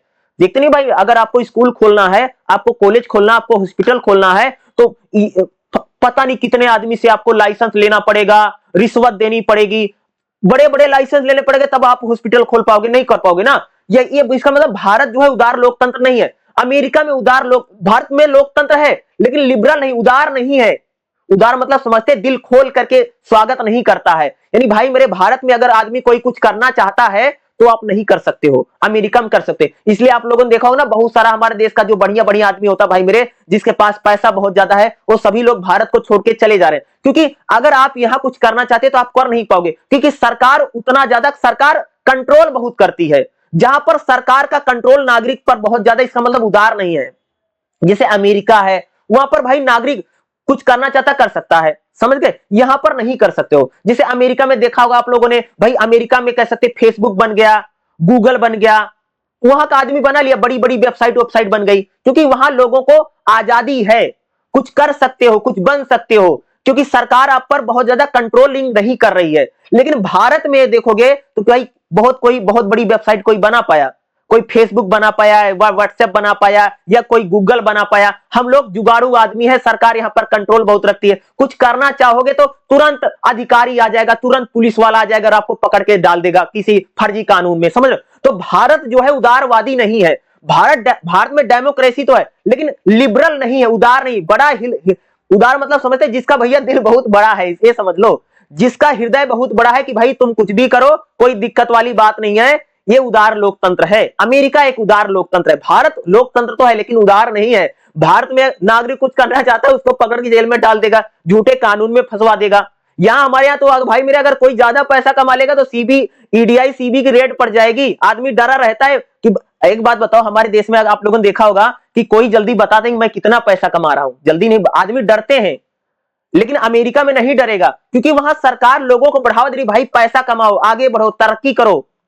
ये उदार लोकतंत्र है, जहां पर नागरिकों को आजादी है भाई मेरे तरक्की करने की, आगे बढ़ने की, यही उदार लोकतंत्र है। भारत जो है लोकतंत्र तो है लेकिन उदारवादी नहीं है, आप कह लीजिए, ठीक है। दूसरा बात करेंगे उदारवादी लोकतंत्र और पूंजीवादी में क्या संबंध है। देखो भाई, जहां पर उदार लोकतंत्र होगा तभी तो वहीं तो पूंजीवाद आएगा। पब्लिक प्रॉपर्टी यानी निजी चीजें कहां पर बढ़ेंगी, जहां पर उदारवाद होगा वहीं तो होगा भाई। कनेक्शन है, दोनों कनेक्टेड हैं। भाई एक बात बताओ, जैसे मान लीजिए अमेरिका में उदार लोकतंत्र है तो वहां पर पूंजीवाद भी 100% आएगा, पैसा वहां पर खूब आएगा, पब्लिक प्रॉपर्टी खूब बनती चली जाएगी, यानी निजी संपत्ति का अधिकार वहीं बढ़ेगा जहां पर उदारवाद होगा। उदारवाद कह सकते हो भाई मेरे कि उदारवाद और पूंजीवाद में बहुत ज्यादा संबंध है। देखो 18वीं 19वीं शताब्दी में उदारवाद पूंजीवाद के साथ आया है। औद्योगिक क्रांति के माध्यम से कह सकते हो कि जिसने राजनीति की मांग को पूरा किया, यानी पूंजीवाद जो है उदारवाद के का जन्मदाता है। यह कह सकते हैं कि उदारवाद से ही पूंजीवाद जो था उसने ही उदार लोकतंत्र को लेकर के आया। भाई मेरे, जब बड़े बड़े उद्योगपतियों ने खूब पैसा रुपया कमाना शुरू किया तो सरकारों उनको भाई मेरे बहुत ज्यादा छूट देने लग गई ना। जैसे भाई एक बात बताऊं, जैसे आप लोग देखोगे कि जैसे मान लो हमारे देश में बहुत सारे बड़े बड़े उद्योगपति हैं, आप लोगों ने सुना भाई फलाने उद्योगपति के समर्थन में सरकार काम कर रही है। तो इसका मतलब क्या है कि जैसे पूंजीवाद आया और उदारवाद, लोकतंत्र जो था उदारवादी, दिल खोल करके नागरिकों से भाई खूब पैसा कमा, यानी उदारवाद जो है और जो पूंजीवाद है एक दूसरे से कनेक्टेड है। अब भाई एक बात बताओ कि जैसे मान लीजिए कि हमारे देश में उदारवाद होगा तो भाई पब्लिक प्रॉपर्टी खूब बन जाएगी, प्राइवेट हॉस्पिटल खूब खुल जाएंगे, प्राइवेट स्कूल खूब खुल जाएंगे, प्राइवेट बसें भी खूब दौड़ने लगेगी। प्राइवेट को बढ़ावा कहां पर मिलेगा ज्यादा, जहां पर नागरिकों को स्वतंत्रता होगी ना। ऐसा तो नहीं, भारत जैसा नहीं हो भाई कि किसी ने ज्यादा पैसा कमा लिया तो ईडी सीबीआई भेज दिया उसके घर पे। तो यानी उदारवाद जो है पूंजीवाद में क्या एक दूसरे से जुड़े हुए हैं, एक दूसरे से इनका लिंक है, समान मूल्य है। यानी देखो जो पूंजीवाद है जो उदारवाद है इसमें कुछ समानता है। जैसे उदारवाद और पूंजीवाद भाई यानी इंडिविजुअल यानी व्यक्ति का ज्यादा समर्थक है। पूंजीवाद और उदारवाद दोनों ही स्वतंत्रता की बात करते हैं, दोनों ही निजी संपत्ति की बात करते हैं, दोनों ही कहते हैं भाई कानून का शासन होना चाहिए। यानी उदारवाद और पूंजीवाद जो है एक दूसरे से कनेक्टेड है। जहां पर उदारवाद होगा वहां पर पूंजीवाद आएगा और जहां पर पूंजीवाद होगा वहां पर उदारवाद आएगा ही आएगा। जैसे अमेरिका में बड़ी बड़ी इंडस्ट्री लगी भाई, बड़ी बड़ी कंपनी लगी, तो अमेरिका में डेमोक्रेसी थी, वहां पर उदारवादी डेमोक्रेसी हो गई। भाई सरकार ने कह सकते हो कि कह सकते एक प्रकार से कंपनियों को बढ़ावा दिया, कंपनियां आगे बढ़ी, तो वही जो डेमोक्रेसी थी नियम कानून सरकार ने भाई कम करते चले गए। यही है उदारवाद। तो उदारवाद और पूंजीवाद जो है एक दूसरे से कनेक्टेड है, जुड़े हुए हैं आपस में। जैसे कह सकते कनेक्टेड, जैसे जैसे मां से एक बच्चा कनेक्टेड होता है उसी प्रकार से उदारवाद एक दूसरे से जुड़े हुए कनेक्टेड है, ठीक है। जहां पर पैसा खूब आएगा भाई सरकार जो है पैसे वालों के समर्थन में खड़ी हो जाएगी, आप ऐसा भी कह सकते हैं, समझ रहे हो। जैसे अब जैसे मान लो कि जैसे कोई बहुत अमीर आदमी हो जाएगा ना तो सरकार उसके समर्थन में भी कुछ कर देगी। यानी जहां पैसा ज्यादा होगा, जहां पैसा का इन्फ्लुएंस ज्यादा होगा, जो गवर्नमेंट के जो नियम कानून होंगे वो भी थोड़े ढीले होते चले जाएंगे, पहली बात है। और भाई जहां पर नियम नागरिक को जहां पर ज्यादा स्वतंत्रता होगी, नागरिक भाई मेरे खूब पैसा कमा लेगा, प्राइवेट प्रॉपर्टी हो जाएगी। तो उदारवाद से पूंजीवाद आता है और पूंजीवाद से उदारवाद आता है। ये दोनों एक दूसरे क्या है, कनेक्टेड है। निजी संपत्ति और राजनीतिक स्वतंत्रता में अंतर संबंध है। भाई जहां पर निजी संपत्ति होगी, जहां पर नागरिकों को आजादी है, नागरिक भाई मेरे खूब पैसा कमाएगा, खूब खूब निजी संपत्ति यानी पब्लिक यानी कह सकते अपनी निजी संपत्ति बना लेगा, खूब पैसा कमा लेगा, खूब घर बना लेगा, खूब बड़ी गाड़ियां ले लेगा, तो होगा ही होगा ना।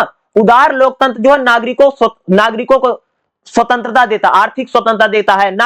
नागरिक भाई मेरे कह सकते हो कि खास तौर से उदारवाद में बहुत स्वतंत्र है। वो बहुत पैसा कमा लेगा, बहुत रुपया कमा लेगा, सरकार उस पर नियम कानून कम से कम लगाएगी। यानी उदारवाद और कह सकते हैं पूंजीवाद एक दूसरे से जुड़े हुए हैं, एक दूसरे से कनेक्टेड है। मध्य वर्ग की भूमिका बहुत है। देखो पूंजीवाद जो है भाई मेरे मिडिल क्लास ने बनाया है। देखो पूंजीवाद में अगर क्या होगा, लोकतंत्र होता है, राजनीतिक भागीदारी होती है, चुनाव में दौड़ देते, यानी पूंजीवाद जो है उदार लोकतंत्र के आधार को तैयार करता है। जहां पर भाई मेरे पूंजीवाद आएगा वहां पर डेमोक्रेसी लिबरल होती चली जाएगी, उदारवादी होती चली जाएगी। और जहां पर भाई मेरे पूंजीवाद आएगा वहां पर बाजार बढ़ता चला जाएगा और कह सकते जो सरकार है वो बाजार के समर्थन में नियम कानून बनाने लगे। यानी जो पूंजीवाद है वो उदारवादी लोकतंत्र को बढ़ाता है और उदारवाद को बनाता है। राज्य की भूमिका भाई, जिसे भाई मान लीजिए कि सरकार पहले बहुत नियम कानून लगाती थी, लेकिन जैसे जैसे पूंजीवाद आएगा वैसे सरकार अपना जो नियंत्रण, जो कंट्रोल है, धीरे धीरे कम कर देगी। एग्जांपल बताऊं, जैसे भाई मान लीजिए पहले क्या होता था कि भाई पहले ऐसा होता कि सरकार जो ना बहुत ज्यादा लाइसेंसी राज था। आप लोगों ने सुना कि आपको कुछ करना है तो भाई आपको लाइसेंस लेना पड़ेगा। लेकिन अब कह सकते हो कि भाई आज जैसे फेसबुक है, व्हाट्सएप है, आज तो कह सकते हैं भाई बड़ी बड़ी कंपनियों के समर्थन में सरकारें अपना नियम कानून बदल दे रही है। यानी क्या है कि जैसे जैसे पूंजीवाद बढ़ेगा वैसे वैसे क्या कह सकते हैं कि उदार लोकतंत्र होता चला जाएगा। जैसे अगर बताऊं भाई, आज फेसबुक है, व्हाट्सएप है, गूगल है, इतनी बड़ी बड़ी कंपनियां हैं, इतने बड़े बड़े इनके मार्केट, इतना इनके पास इतना ज्यादा पैसा हो गया है कि सरकारें इनके समर्थन में कानून बनाने लग गई हैं। यानी पूंजीवाद जो है उदार लोकतंत्र की मदद करता है। जहां पर पूंजीवाद होगा वहां पर उदार लोकतंत्र, यानी लोकतंत्र उदार हो जाएगा, उदार लोकतंत्र आ ही जाएगा। और जहां पर उदार लोकतंत्र होगा वहां पर तो भाई पैसा ऑटोमेटिक आ ही जाएगा, क्योंकि नागरिक को स्वतंत्रता है। इसलिए दोनों क्या है, एक दूसरे से आपस में जुड़े हुए हैं। पूंजीवाद और उदार लोकतंत्र, इन दोनों में ही क्या है भाई मेरे, बहुत ज्यादा रिलेशन है, बहुत ज्यादा अंतर संबंध है पूंजीवाद में और उदारवाद में। इसका निष्कर्ष कैसे लिखेंगे? पूंजीवाद तथा उदारवाद जो है एक दूसरे से जुड़े हुए हैं। दोनों, पूंजीवाद और उदारवाद स्वतंत्रता देते हैं, व्यक्ति को आजादी देते हैं और मूल्य विकास की बात करते हैं। हालांकि पूंजीवाद जो है, कई पूंजीवाद से क्या होता, असमानता बहुत होती भाई। पूंजीवाद से क्या होता भाई, कोई आदमी खूब पैसा कमा लेगा, कोई आदमी पैसा नहीं कमा पाएगा। तो पूंजीवाद से कई सारी चुनौतियां भी आती है ना। अच्छा एक बात बताओ, अगर भाई हमारे देश में सबको खुली छूट मिल जाए, कोई कितना भी रुपया पैसा कमा ले तो क्या होगा भाई? भाई अमीर आदमी और अमीर बनता चला जाएगा पूंजीवाद में, गरीब गरीब बनता चला जाएगा पूंजीवाद में। तो यही होगा ना। आप लोग देखते नहीं कि हमारे देश में बात होती है भाई ना, पैसे, अमीर अमीर होता चला जा रहा, गरीब गरीब होता चला। तो पूंजीवाद में यही होगा भाई, अमीर खूब अमीर हो जाएंगे, गरीब खूब गरीब हो जाएंगे। पूंजीवाद में होगा। ठीक है। और पूंजीवादियों यानी पैसे वालों के समर्थन में सरकार भी झुक जाती है, उनके लिए कानून बनाती है। तो भाई जहां पर पूंजीवाद होगा वहां पर सरकार उदारवादी हो ही जाएगी, उनके समर्थन में काम। तो पूंजीवाद और उदारवाद का भाई एक प्रकार से लिंक है, गठबंधन है। राजनीतिक मॉडल यह बताता कि पूंजीवाद और उदारवाद जो है एक दूसरे से जुड़े हुए हैं। जहां पर पूंजीवाद आएगा वहां पर उदारवाद आ जाएगा। अगर कहीं पर उदारवाद है, यानी कह सकते हैं कि डेमोक्रेसी जो थोड़ी उदारवादी है, नागरिकों को स्वतंत्रता देती है, वहां पर पूंजीवाद यानी पैसा, प्राइवेट पैसा, तो भाई खूब प्राइवेट संपत्ति बढ़ती चली जाएगी। तो दोनों एक दूसरे से जुड़े हुए हैं। ठीक है, ये भाई मेरे आपके लिए बहुत ज्यादा इंपॉर्टेंट है, इसको जरूर करके जाएगा। एक क्वेश्चन आपको एग्जाम में मिलेगा ही मिलेगा। अगला जो हमारा क्वेश्चन है भाई मेरे, समाजवादी राज्य की कार्य प्रणाली बताइए। यानी समाजवाद क्या है, समाजवादी राज्य क्या है? उत्पादन के साधन जो, यानी समाजवाद में क्या होता है, हर चीज भाई मेरे सरकारी कब्जे में होती, सरकारी नियंत्रण में होती है। जहां पर सरकार के रूल ऑफ लॉ, नियम कानून ज्यादा लागू होते हैं, वही समाजवाद है। यानी उत्पादन यानी प्रोडक्शन, जैसे कंपनी है, इंडस्ट्री है, हर चीज सरकारी होगी, कंपनी भी सरकारी होगी, स्कूल भी सरकारी होगा, कॉलेज भी सरकारी होगा, हॉस्पिटल भी सरकारी होगा, बस भी सरकारी होगी, सरकार बिस्कुट नमकीन तक बनाएगी, सरकार पानी तक बेच रही है। यानी उत्पादन, जो भी प्रोडक्शन हो रहा है उस पर राज्य, यानी कह सकते हैं कि सरकार का स्वामित्व ज्यादा है, वही भाई मेरे समाजवाद। समाजवाद में आर्थिक योजना केंद्रीय स्तर पर होती है, यानी जो आर्थिक विकास होगा, यानी अर्थव्यवस्था की जो प्लानिंग है वो सरकार करती है। राजनीतिक दल समाजवादी पार्टी के नियंत्रण में होती है। यानी कह सकते हैं कि जो समाजवादी देश होते हैं, जहां पर समाजवाद होता है वहां पर भाई पूरा जो कंट्रोल होता है वो एक प्रकार से सरकार के हाथ में होता है। सामाजिक समानता ज्यादा होती, भाई जहां पर समाजवाद होगा ना वहां पर कह सकते हैं सरकार भाई में गरीबों के लिए भी काम करेगी। अब समाजवाद को बताऊं, जैसे भाई आप हमारे देश में देखोगे भाई मेरे, कि देखते नहीं हो कि गरीब आदमी के लिए सरकार बस चलवा रही है, या गरीब आदमी के लिए सरकार ने भैया हॉस्पिटल खुलवा दिया है, गरीबों को कह सकते भाई उनको स्कॉलरशिप दिया जा रहा है, जो गरीब लोग हैं कह सकते उनके लिए लोग सरकार घर भी देती है। ठीक है, गरीब को कह सकते सरकार भैया बेरोजगारी भत्ता भी दे रही है। यही समाजवाद है। यानी समाजवाद जो है वो कह सकते हो कि समाजवाद हम उसको कहते हैं कि जहां पर सरकारी नियंत्रण में चीजें ज्यादा है, यह सरकार का जो नियम कानून है ज्यादा लग रहा है, वही है भाई मेरे समाजवाद, या वही है क्या, समाजवादी राज्य है। ठीक है, समाजवादी जो राज्य होते हैं जनता की कल्याण की बात करते हैं, यानी पूंजीवादी शोषण को समाप्त करने की बात कहां पर होती, समाजवाद में। ठीक है, समाजवाद कहता है भाई यानी सामाजिक न्याय होना चाहिए, समाज में एक प्रकार का न्याय हो, किसी के पास पैसा ज्यादा नहीं होना चाहिए। अगर किसी के पास पैसा ज्यादा हो जाएगा ना तो भाई वो लोगों को दबाएगा, शोषण व दमन करेगा। भाई समाज में अगर एक अमीर वर्ग बन जाएगा, एक गरीब वर्ग बन जाएगा तो शोषण हो जाएगा ना। समाजवाद भाई लोगों के कल्याण की बात करता, जो गरीब हैं, जो महिलाएं हैं, उनका भी विकास हो, उनको भी मदद कौन करता भाई, मेरे समाजवाद करता है। समाजवादी राज्य की विशेषता क्या है? जो समाजवाद है ना, ये एक दलीय व्यवस्था की बात करता है। समाजवादी लोग कहते हैं भाई एक पार्टी का शासन होना चाहिए। समाजवाद जो है खाली कम्युनिस्ट पार्टी का नियंत्रण चाहता है। जो जहां पर भी समाजवाद होगा वो चाहता भाई एक ही सरकार होनी चाहिए, एक ही सरकार के कब्जे में सारी चीजें हो। समाजवाद जो भाई केंद्रीकृत योजना, समाजवाद चाहता कि भाई मेरे जो भी योजना बने कई सालों के लिए। इसलिए अगर आप देखो जैसे पंचवर्षीय योजना होती है, यानी सब चीजें जो है राज्य के नियंत्रण में हो, सरकार के कंट्रोल में हो। समाजवाद यही चाहता है। जो समाजवाद है उत्पादन के जो साधन है उस पर, यानी समाजवाद चाहता है जो उद्योग धंधे हैं, जो खेती है, जो बैंक है, सारी चीजें निजी हाथों में नहीं हो बल्कि सरकारी हाथों में होनी चाहिए। यानी समाजवाद जो है उद्योग धंधे, खेती किसानी, बैंक, संसाधन आमतौर पर निजी हाथों में नहीं। जहां पर जो भी समाजवादी देश होगा ना वहां पर जैसे इंडस्ट्री यानी कंपनी है, खेती है, बैंक है, ये सारी चीजें भाई क्या होंगी, प्राइवेट नहीं बल्कि सरकारी होंगी। समाजवाद जो भाई सामाजिक समानता पर बल देता। भाई समाजवाद कहते हैं, समाजवाद भाई सबको शिक्षा देने की बात करता है। समाजवाद चाहता भाई सबका इलाज हो। समाजवाद सबको रोजगार देता है। समाजवाद भाई मेरे सबके विकास के लिए काम करता है। समाजवाद में कह सकते सरकार जो होती है हर गरीब से गरीब की का विकास की बात कौन करता भाई, मेरे समाजवाद करता है। समाजवाद में जनवादी केंद्रिता होती। समाजवाद जो भाई लेनिन ने दिया है, जिसे लेनिन क्या कहता है, नीचे से चर्चा, यानी समाजवाद कहता है भाई जो गरीब आदमी है, जो कमजोर आदमी है उसकी बात करता है समाजवाद। समाजवाद कहता है नीचे से ऊपर आना है, हमको नीचे पहले ठीक करिए, ठीक है, फिर पालन की अपेक्षा करता है। समाजवाद में कह सकते हैं भाई मेरे, समाजवाद जो कह सकते हैं गरीब जो है, असहाय है, बूढ़े हैं, बुजुर्ग हैं, जो कमजोर हैं, कमजोर तबकों की मदद के लिए भाई कई सारी योजना बन। जैसे आप देखोगे नहीं भाई मेरे, हमारे देश में खास तौर से देखा होगा कि भाई मेरे सरकारी अस्पताल है गरीबों के लिए, सरकारी स्कूल है, गरीब लोग हैं उसमें अपने बच्चों को पढ़ा सकते हैं जिनके पास पैसा नहीं है। सरकार देखा होगा कि बहुत सारे गरीब बच्चों को भाई स्कॉलरशिप देती है, ठीक है। यही सब समाजवाद है, जहां पर सरकार भाई जनता की कल्याण के लिए, जनता की भलाई के लिए भी मदद करती है। यही भाई मेरे समाजवाद है। राज्य की अग्रणी भूमिका, राज्य हर जगह पर समाजवाद में अगर आप देखो, राज्य जो है ना शिक्षा में भी, कल्चर में भी, उद्योग में भी, हर चीज सरकारी नियम कानूनों में जहां हो रही है भाई समाजवाद है। समाजवादी राज्य की कार्य प्रणाली की हम लोग बात करेंगे। 3 समाजवादी राज्य हम पढ़ने जा रहे हैं। पहला भाई मेरे चीन, चीन भी एक समाजवादी देश है, क्यूबा भी एक समाजवादी देश है, और वियतनाम भी भाई मेरे एक समाजवादी देश है। कौन कौन से समाजवादी देश की हम बात करने जा रहे हैं?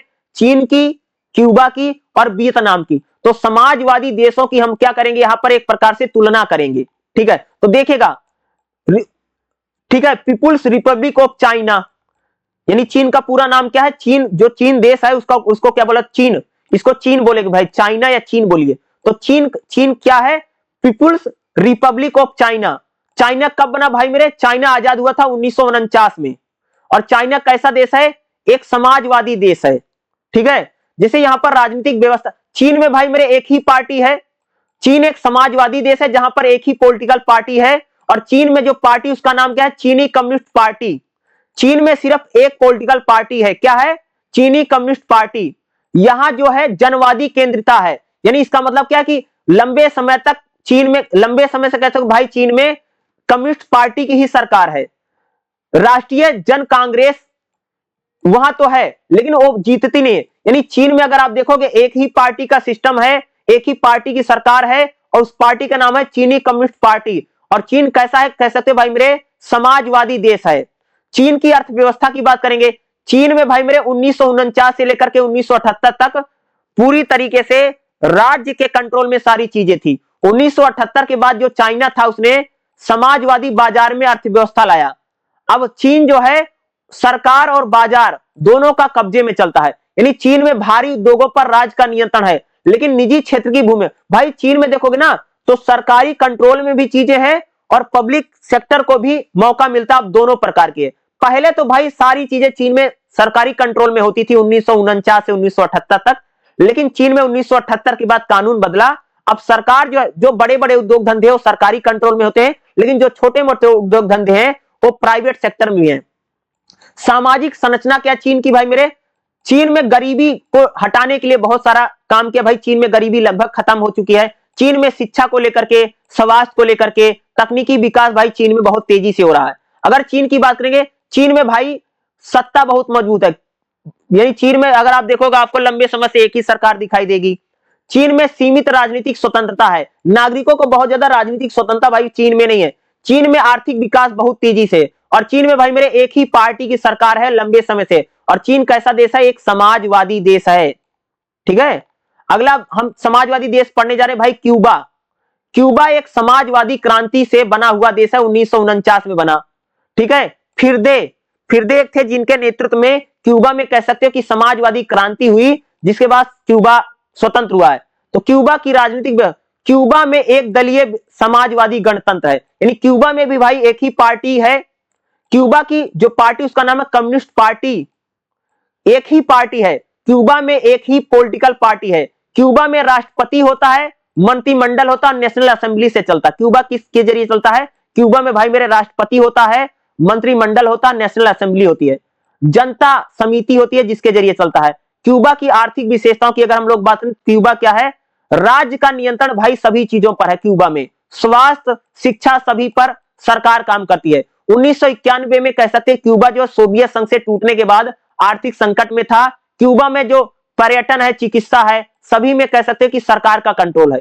क्यूबा की सामाजिक उपलब्धि क्या है, क्यूबा अगर आप देखोगे आज भाई जो क्यूबा देश है स्वास्थ्य सेवा में सबसे आगे है।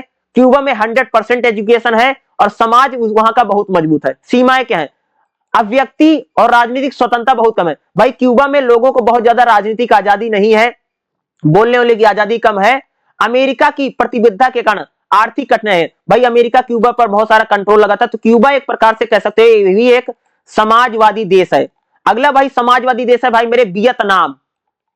वियतनाम समाजवादी गणराज्य, कम्युनिस्ट पार्टी का यहां शासन है। वियतनाम की बात करें तो वियतनाम में भी एक ही पार्टी है, समाजवादी राज्य है। वियतनाम में भाई मेरे वियतनाम कम्युनिस्ट पार्टी यानी सीबीपी है। नेशनल असेंबली के जरिए यहां पर चुनाव होता है, एक ही पार्टी की सरकार है यहां पर। आर्थिक मॉडल क्या है यहां पर, क्यूब अगर हम बात करेंगे भाई मेरे वियतनाम में समाजवादी बाजार है, बाजार में सुधार है। कृषि का भाई अगर आप देखो वियतनाम में खेती प्राइवेट है, लेकिन विदेशी जो निवेश है सरकारी है। तेजी से आर्थिक विकास कह सकते भाई मेरे वियतनाम में हुआ है। समाज की बात, समाजवादी मॉडल वियतनाम का कैसा है, यानी कि देखोगे तो भाई वियतनाम में मूलभूत सेवाओं पर राज्य की भूमिका, यानी जो जरूरी चीजें होती है राज्य के कंट्रोल में है। शिक्षा और स्वास्थ्य पर सबसे ज्यादा ध्यान कौन देता भाई मेरे वियतनाम। इसकी विशेषता क्या है, वियतनाम भी एक समाज, राजनीति का केंद्र, राजनीति भाई सेंट्रलाइज है, बाजार में समाजवाद है, और तेजी से कह सकते हैं क्यूबा तेजी से उभरने वाला देश है। तो खास तौर से इसकी तुलना भी हम लोग कर सकते हैं। तो भाई मेरे समाजवादी जो देश हैं वो 3 देशों की खास तौर से आपकी बुक में बात की गई है। उन्हीं 3 देशों के बारे में मैंने आपको बताया। वियतनाम है समाजवादी देश है, क्यूबा समाजवादी देश है, और चीन एक समाजवादी देश है। तो इस टाइप का क्वेश्चन भाई मेरे आपको एग्जाम में देखने को मिलेगा। जितने मैंने क्वेश्चन करवाए हैं इस क्लास में, इसमें ज्यादा से ज्यादा क्वेश्चन आपको एग्जाम में आएगा। समग्र निष्कर्ष क्या है, समाजवादी कैसे काम कर, समाजवादी राज्य क्या होता है। एक भाई जहां पर भी समाजवाद होगा एक ही पार्टी का शासन होगा, सारा जो शासन होगा एक ही केंद्रीकृत होगा। समाजवाद में क्या था भाई, राज्य की भूमिका सब, हर चीज सरकारी नियंत्रण में होगी। समाज में समानता, समाज में भाई गरीबी आपको कम दिखाई देगी, सरकार गरीबों के लिए काम कर देगी, खासतौर से समाजवाद में। ये सभी तत्व होते हैं। चीन, क्यूबा और वियतनाम जो है समाजवादी देश हैं। तीनों भले ही आर्थिक आधार पर तीनों में अंतर जरूर है, लेकिन समाजवादी देश है। चीन और वियतनाम ने बाजार को ज्यादा बढ़ावा दिया है, जबकि क्यूबा अभी पारंपरिक समाजवाद का पालन करता है। लेकिन कह सकते हैं चीन, क्यूबा और वियतनाम समाजवादी देश हैं, जहां पर ज्यादा से ज्यादा चीजें सरकारी कंट्रोल में है, सरकार चीजें नियंत्रित करती है। नागरिकों को बहुत ज्यादा समाजवाद में स्वतंत्रता नहीं होती है, नागरिक सरकार के कहने से चलता है। जहां पर प्राइवेट को बढ़ावा कम मिलता है, सरकारी कंट्रोल ज्यादा होता है, वही तो भाई मेरे समाजवाद, जैसे चीन, क्यूबा और वियतनाम। एक चीज बता दूं, अभी तक मैंने आपको जितना बताया इतना जरूर करके जाइएगा। इसका जो दूसरा क्लास होगा वो भी मैं आपको बहुत ही जल्द बता दूंगा। जितना मैंने करवाया, जितना मैंने बताया, इसको जरूर करके जाइए। अगला वीडियो भी, अगली क्लास भी आपको शायद मैं बहुत जल्द करवा दूंगा, और इसको जरूर करके जाइएगा। इसमें कुछ इंपॉर्टेंट चैप्टर, इंपॉर्टेंट टॉपिक और 2-3 टॉपिक चैप्टर बचे हुए हैं, वो भी मैं आपको बता दूंगा, उसको भी कर लीजिएगा और आपका एग्जाम भाई मेरे 100% अच्छा ही जाएगा। ठीक है,